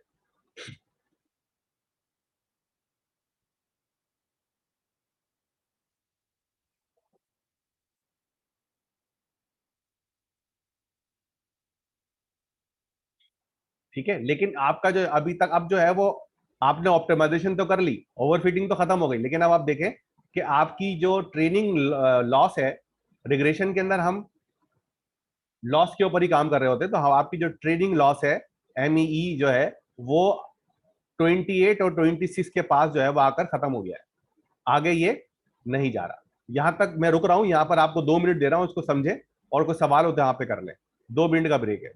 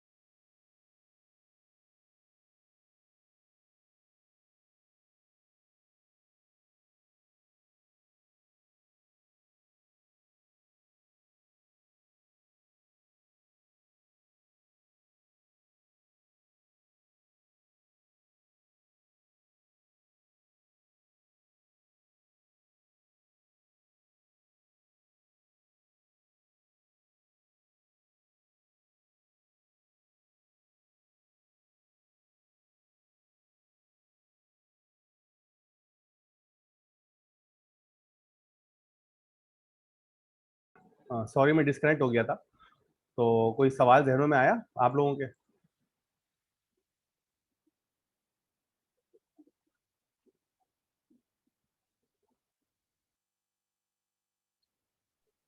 Sir layer two layer drop out तो समझ आती है सर, उसमें हम किस ड्रॉप आउट करते हैं सर। एक सर रिकरेंट लेयर की ड्रॉप आउट सर, वो जो बैक प्रोपगेशन रिकरेंट हो रही है सर, उसको ड्रॉप आउट कर रहे हैं इसके अंदर, क्योंकि इसमें 2 ड्रॉप आउट्स मेंशन हुए हैं। मेरे तो नहीं ख्याल के 2 जगह ड्रॉप आउट है। बताओ कहाँ पर दूसरा वाला ड्रॉप आउट कहाँ पर है? एक तो फर्स्ट ड्रॉप आउट है ना, जिसमें हम ड्रॉप आउट 0.2 डिक्लेयर किया हुआ है हमने, ऊपर से रिकरेंट ड्रॉप आउट है। जो रिकरेंट ड्रॉप आउट है वो रिकरेंट की जो इनपुट है, जो हम हाँ, टाइम के हाँ, साथ 2 रिलेट जगह करें, हमने उसमें ड्रॉप ड्रॉप आउट आउट दिया है। है। देखो यहाँ पे लिखा हुआ भी है,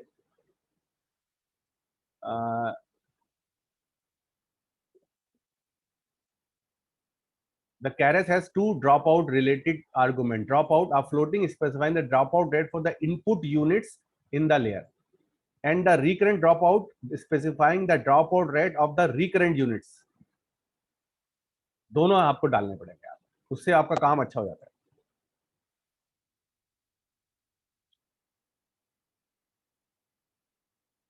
जैसे हम टाइम पे सर आगे भेज रहे हैं सर, सेकंड लेयर पे जो स्टेट हम चेंज कर रहे हैं उसके अंदर भी ड्रॉप आउट कर रहे हैं और इनपुट के अंदर भी ड्रॉप आउट कर रहे हैं। इनपुट के अंदर लेकिन हम रैंडम ड्रॉप आउट कर रहे हैं और उसके अंदर सब के अंदर ड्रॉप आउट कर रहे हैं सर, इसके मुताबिक सर। दोबारा बोलो भाई, तुम्हारी बात ही समझ सका। सर इस टेक्स्ट के मुताबिक वो ये कह रहे हैं कि एक तो इनपुट के अंदर हम ड्रॉप आउट करते करते हैं, ड्रॉप आउट 0.2 किया हुआ है, लेकिन वो रैंडम ड्रॉप आउट होते हैं। जो आपके पास जो हम रिकरेंट लेयर के अंदर ड्रॉप आउट कर रहे हैं सर, वो हर लेयर के अंदर कर रहे हैं, हर टाइम उसके स्टेप के अंदर कर रहे हैं सर। हाँ, बिल्कुल सही पकड़े।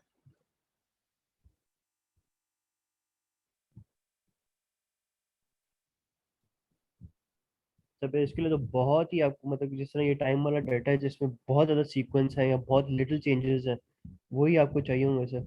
ये और हाँ टेक्निक किसी जगह ये पर तो ऐसा नहीं, काम ही सीक्वेंस में। तुमने बहुत अच्छा इसमें पॉइंट रेज किया कि इसमें जो असल चीज है वो यही है कि जी आपका जो मेन पॉइंट है वो ये है कि अगर आपके पास डेटा बहुत ज्यादा है, सीक्वेंस है, तो आप ड्रॉप आउट करने को अफोर्ड कर सकते हो। डेटा इतना ज्यादा है कि आप बड़े मजे से जो है ना वो फेंक सकते हो। मतलब जैसे मनी हाइस्ट है ना, आपने 1 मिलियन यूरो कमा लिया, अब आप डेटा जो है ना, समझ रहे हो बात? अब आपके पास पैसे ही सर पैसे हैं ना, मिलियन ऑफ यूरोज हैं, अब आप मजे कर रहे हो ना दबादब। तो थोड़ा सा ड्रॉप भी कर लेंगे उसका मसला नहीं होगा, आपके पास डाटा हाँ तो बहुत ज़्यादा है। बिल्कुल बिल्कुल बिल्कुल। सर वैसे इसको विजुलाइज करने का कोई तरीका है? क्योंकि हमको यहाँ तो 3 इमेजेस जो इन्होंने दिए हैं उसमें समझ तो आ रही है सर, लेकिन सर ये जो ड्रॉप आउट किस तरह विजुलाइज किया है कि ये लेयर थी, मैट्रिक्स थी, इसको यहाँ से इस तरह ड्रॉप आउट कर कोडिंग दिया, तो वगैरह इसको जो तो है ना जाके विजुलाइज तुम्हें करना देखनी है। पड़ेगी, लेकिन देखो ड्रॉप आउट तो डेटा हटा रहा है ना, हटी हुई चीज कैसे मिलेगी यस सर। आपको? हाँ ये हो नहीं वो सकता है जो तो इंक्लूडेड चीज है। तो हमारे पास जो रिजल्ट आ रहा है वो हमारा ये ग्राफ ही है। ये ग्राफ हमें बताता है कि काम हो गया या नहीं हो गया। ये सर ठीक है सर। सही है ना? तो ये ग्राफ हमें बता रहा है कि ये ग्राफ जो है ये हमारे पास जो है वो इम्प्रूवमेंट की तरफ जा रहा है या नहीं जा रहा। ठीक है सर, ठीक है सर। अब हमें और आगे जाना है। देखो इसके अंदर हम फिर इसके बाद स्टैकिंग के ऊपर आए। हमने जो है वो GRU की 2 लेयर्स लगाई हैं और हम देख रहे हैं कि क्या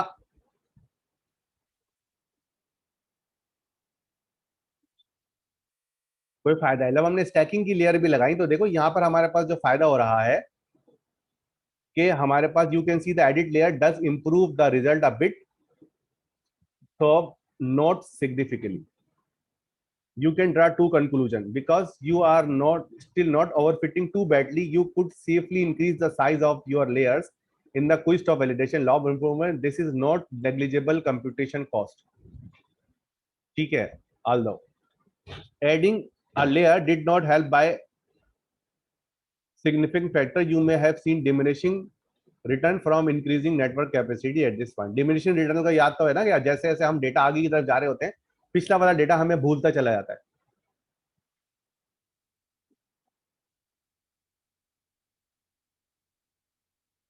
ये सर टाइम के अंदर हो रहा होता है ना सर। ठीक है? लेकिन ट्रेन नेटवर्क हमारा ट्रेन हो रहा होता है उस टाइम से।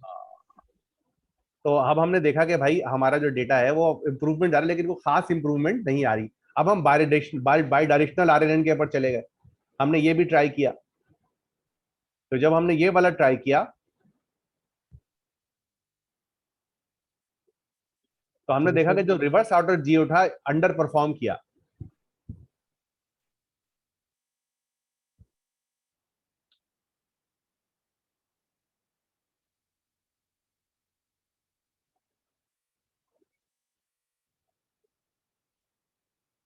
सही है? अब हमने जब इसको आउट परफॉर्म किया तो हमने देखा कि भाई हमारी जो स्कोरिंग है इसमें चीजें जो है वो खराब हो गई हैं। हम रिवर्स ऑर्डर में अगर चले गए, फिर हमने इसको आगे जाकर जो है वो फर्दर प्रोसेस करना शुरू किया। और अब हम यहाँ पर LSTM भी लेकर लाके लगा रहे हैं रिवर्स सीक्वेंस के साथ साथ। और उसके बाद देख रहे हैं कि अब हमने यहाँ पर दो अलग अलग चीजों को, सीक्वेंस को प्रोसेस किया और प्रोसेस करने के बाद उनको हमने मर्ज किया। और मर्ज करने के बाद अब हमें परफॉर्म किया better than the regular LSTM try the previous section achieving 89% of validation equals. It also seems overfitted more quickly, which is unsurprising because bidirectional layer has twice many parameters as a chronological LSTM. With some regularization, the bidirectional would likely to be strong performer of this task. उसके बाद जो है हमने इसके अंदर मजीद regularisation जो है वो अप्लाई की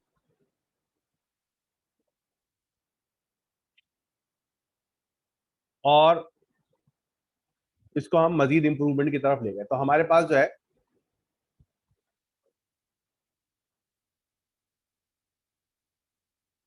आखिरी के अंदर ये रिजल्ट आ रहा है हमारे पास।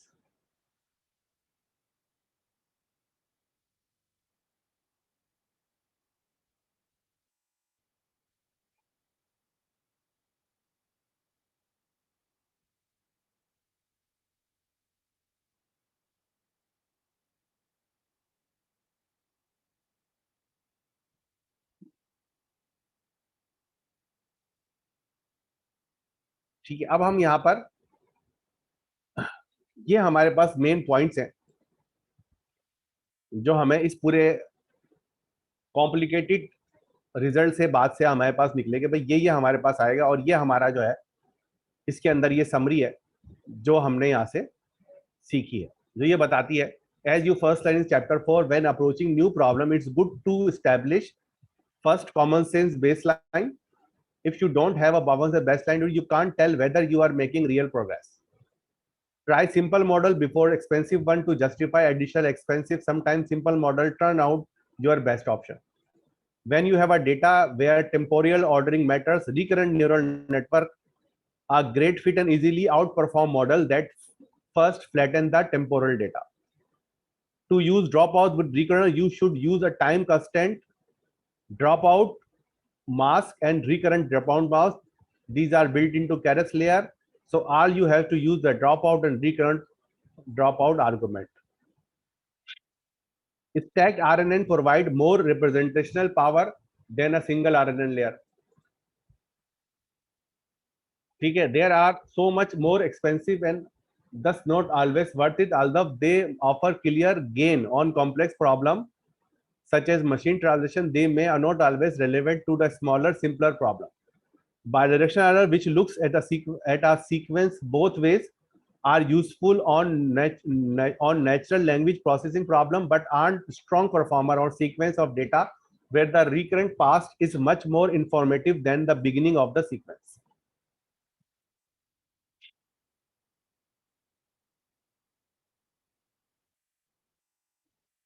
सर इसको डिटेल में पढ़ेंगे सर, फिर आपसे डिस्कस करेंगे सर इसको.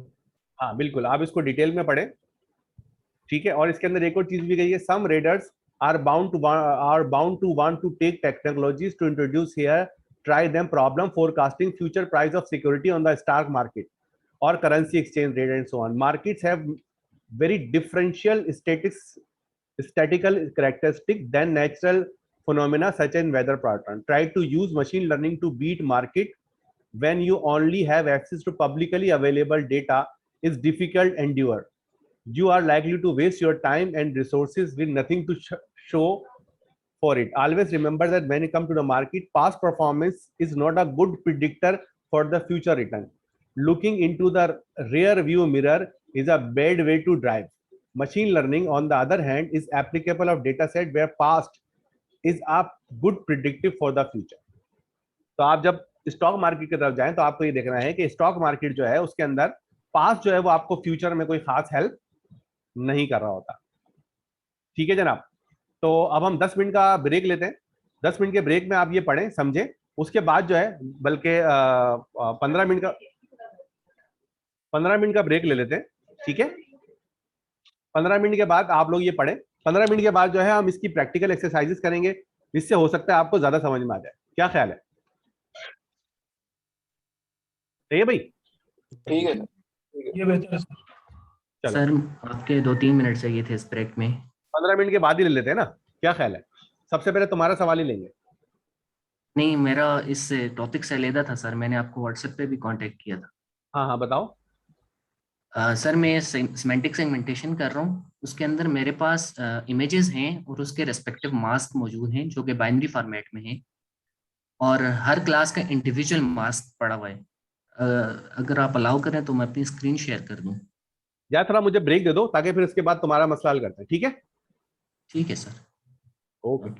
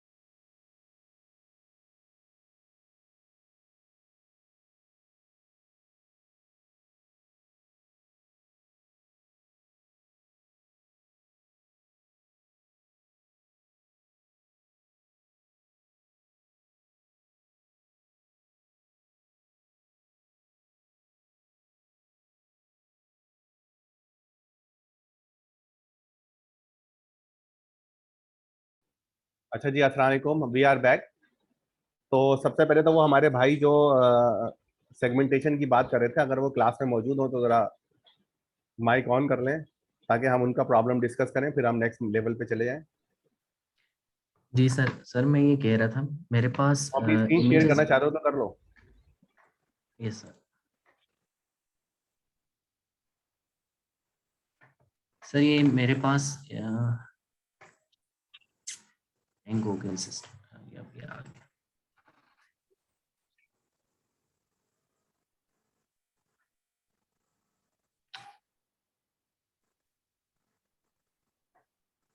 सर ये हैंग हो रहा है बहुत ज़्यादा सिस्टम स्क्रीन शेयरिंग के बाद, अभी सेट हो गया।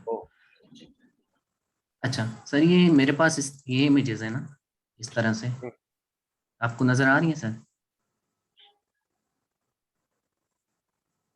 हेलो।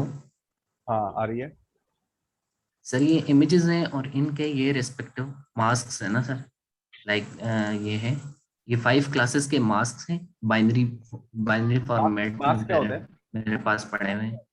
जी मास्क क्या होता है? सर मैंने सेगमेंटेशन करनी है तो ये मास्क ये बताता है कि मेरी क्लास इस इमेज में कहाँ कहाँ पर मौजूद है सर। 1 पिक्सल्स ये बता रहे हैं कि मेरी जो क्लास है वो इस पूरी इमेज में कहाँ पर मौजूद है। इस चीज को आप मैप करो ना, किताब में से कौन से वाले टॉपिक की बात कर रहे हो कि भाई ये यहाँ से बात कर रहा हूँ ना, ताकि बाकी लोग भी और हम सब जल्दी जल्दी समझ लें। सर ये क्लासिफिकेशन ही है सर, कि मैंने बताना है कि मेरी इमेज के कौन से पिक्सल किस क्लास से बिलोंग करते हैं। नहीं, मुझे वो उस जगह पे ले जाओ किताब के अंदर, बोलो सर देखें ये वाले कोड हैं, इसके हिसाब से मैंने जो है ना ये मास्क निकाले हैं, यहाँ पर निकाले हैं, तो सर हमारी ये समझ में आ बुक जाए में तो नहीं है लाइक ना ही सर, कर। बुक में तो नहीं है सर, ये तो मैं जनरल परफॉर्म कर रहा था सर, मेरा नहीं, प्रोजेक्ट है ये सही है, सेमेंटिक सेगमेंटेशन। सेगमेंटेशन तो है, लेकिन बुक में भी तो सेगमेंटेशन हो रही है ना, वो कैसे हो रही है? बुक में तो सर अभी तक नहीं देखी है सेमेंटिक सेगमेंटेशन यहाँ आप पे। पहले बुक देखें ना, आप देखें, आप बुक में भी सेगमेंटेशन है चैप्टर 5 में, आप देखें कि आपकी सेगमेंटेशन यहाँ पर और बुक की सेगमेंटेशन में क्या फर्क है और क्यों फर्क है। चैप्टर 5 में तो सर यहाँ पे तो सर हमने तो आई थिंक चैप्टर 5 में नहीं पढ़ी है सेगमेंटेशन सर, नहीं पढ़ी है सर सर। लाइक ये ऑब्जेक्ट डिटेक्शन जैसे Q4 में आप पढ़ा रही हैं, आई थिंक वहाँ ना पढ़ाई हो ये सेगमेंटेशन। देख लो यार,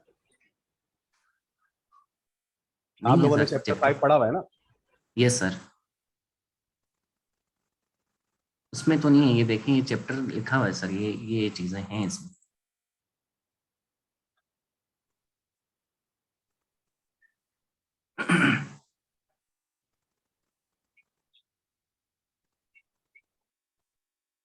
तो आप ये देखो कि चैप्टर 5 में मैं भी जरा देख रहा हूँ,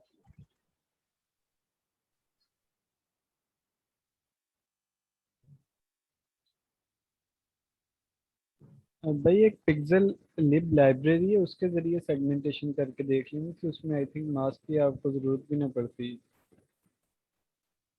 लेकिन मेरी मास्क समझ में नहीं आ रही, अगर ये क्लासिफिकेशन का प्रॉब्लम है तो हम मास्क के ऊपर क्यों जा रहे हैं?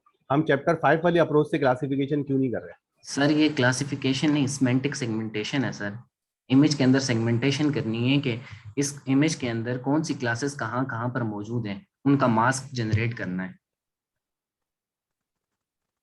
ये कोई अलग एल्गोरिथम है जो आप मेरे ख्याल से यूज कर रहे हैं ना, सेमेंटिक सेगमेंटेशन के नाम से।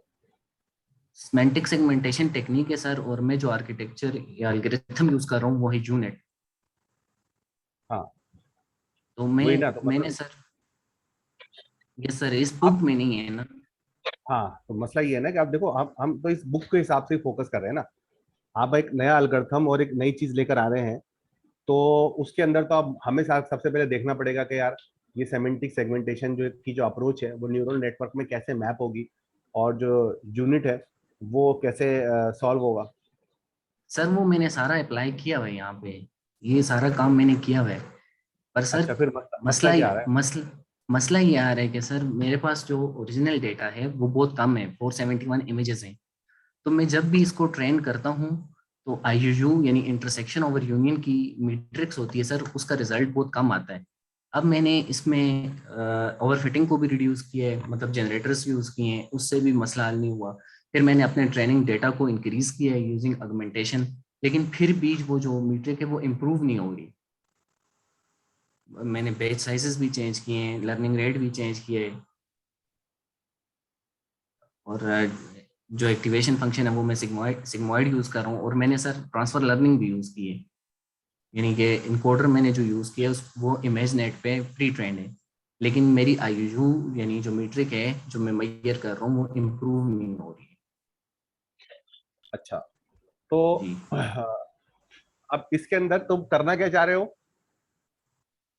मैंने ये करना है सर, ये जैसे इमेजेस हैं ये तो इनके इस तरह के मास्क जनरेट करने हैं, रेस्पेक्टिव मास्क, हर इमेज का एक रेस्पेक्टिव मास्क जनरेट करना है।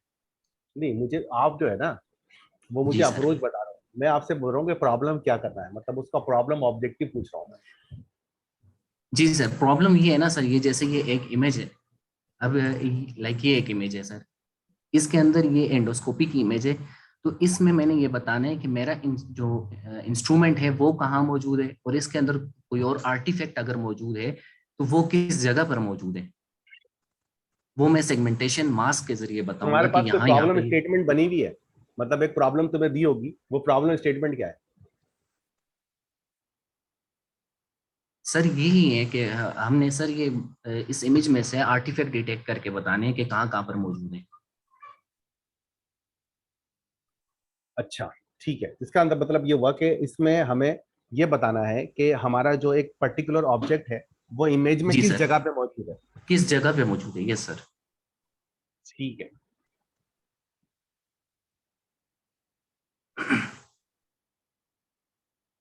उसकी उसका कोऑर्डिनेट्स बताना है हमें ना। जी सर, कोऑर्डिनेट्स नहीं सर, इस तरह के मास्क जनरेट करके बताने, वो बाउंडिंग बॉक्स आ जाती है ना, जो आप कोऑर्डिनेट्स कह रहे हैं वो बाउंडिंग बॉक्स आ जाती है, लेकिन हम इस तरह के सेगमेंटेशन के मास्क चाहिए, बाउंडिंग बॉक्स नहीं चाहिए, कोऑर्डिनेट्स नहीं ये चाहिए, इस तरह की पूरी इमेज चाहिए। जो बॉक्स वाली जो अप्रोच है ना, मुझे लग जी रहा सर। है कि ये वाली अप्रोच से जो आपको डिजायर रिजल्ट है वो मिल नहीं रहा। Yes sir. ठीक है, हो सकता है वो बाउंडिंग बॉक्स से मिल जाए। लेकिन सर अप्लाई ये वाली करनी है ना, बाउंडिंग बॉक्स वाली करनी नहीं है। बात वही है ना कि भाई अगर आपको पहाड़ पे चढ़ना है और वहां पर जो है वो जीप नहीं जा सकती और वहां पे घोड़ा जा सकता है, क्योंकि तुमने तो इसमें जितने भी काम थे ना वो सारे कर लिए। जी सर। ठीक है, सारे जितने भी इसमें ऑप्शंस थे वो तुमने मार ली, ऑगमेंटेशन कर ली, बाकी सारी चीजें कर जी ली, सर। रेस्ट तक इसमें लगा लिया। जी सर। सही है, लेकिन अब इसके अंदर आप जो फंस जी रहे सर। हो सकता है कि वो जो अप्रोच आप फॉलो कर रहे हो वो अप्रोच जी आपको सर। फंसा रही हो, क्योंकि ये मास्किंग अप्रोच है, ये मैं पहले भी पढ़ चुका हूँ। ये जो है जी वो सर। बात जगह के ऊपर आपको रिक्वायर्ड एफिशिएंसी के साथ रिजल्ट नहीं दे पा रही, क्योंकि आप जो है वो बहुत ही डिटेल और बहुत ही प्रिसाइज मास्किंग के ऊपर जा रहे होते, तो इतनी अच्छी प्रोबेबिलिटी जो है वो फिर लाना, और वो भी कम डेटा के साथ लाना एक इशू तो हो सकता है ना। जी सर। सर एक और इशू ये भी आ रहा है कि मतलब जब मैं इसको एवेलुएट करता हूँ अपने मॉडल को, तो वो आईयू यानी ये एक मीट्रिक है, इसको जब मैं चेक करता हूँ ये बहुत कम आ रही है, लेकिन जब मैं उससे प्रिडिक्शन करके इमेजेस को देखता हूँ तो इमेजेस काफ़ी अच्छी प्रिडिक्ट हुई होती हैं, मींस मोस्टली सही प्रिडिक्ट होती हैं, लेकिन फिर भी एवेलुएशन में ये जो इसकी वजह यह मीट्रिक है है कि ये। ये जो आप लाइब्रेरी इस्तेमाल कर रहे हो इसके अंदर जो मॉडल इस्तेमाल हो रहा है प्री ट्रेनिंग के लिए वो तो रेस्टनेट जी ही सर। इस्तेमाल हो रहा है ना। जी सर, वो तो इनकोडर पार्ट उसका रेसनेट है। रेस्टनेट है ना, तो वो जी रेस्टनेट तो सर। अपना काम सही से कर रहा है, लेकिन मसला यस ये है सर। कि आप उसके बाद जो नेक्स्ट आप अप्रोच लगाना चाह रहे हो वो सही नहीं चल रही। जी सर, तो अब इसका क्या सोल्यूशन होगा सर? इसका सोल्यूशन ये है कि तुम इसका डेटा तुम्हारे पास पब्लिक है या प्राइवेट है? ये प्राइवेट है सर।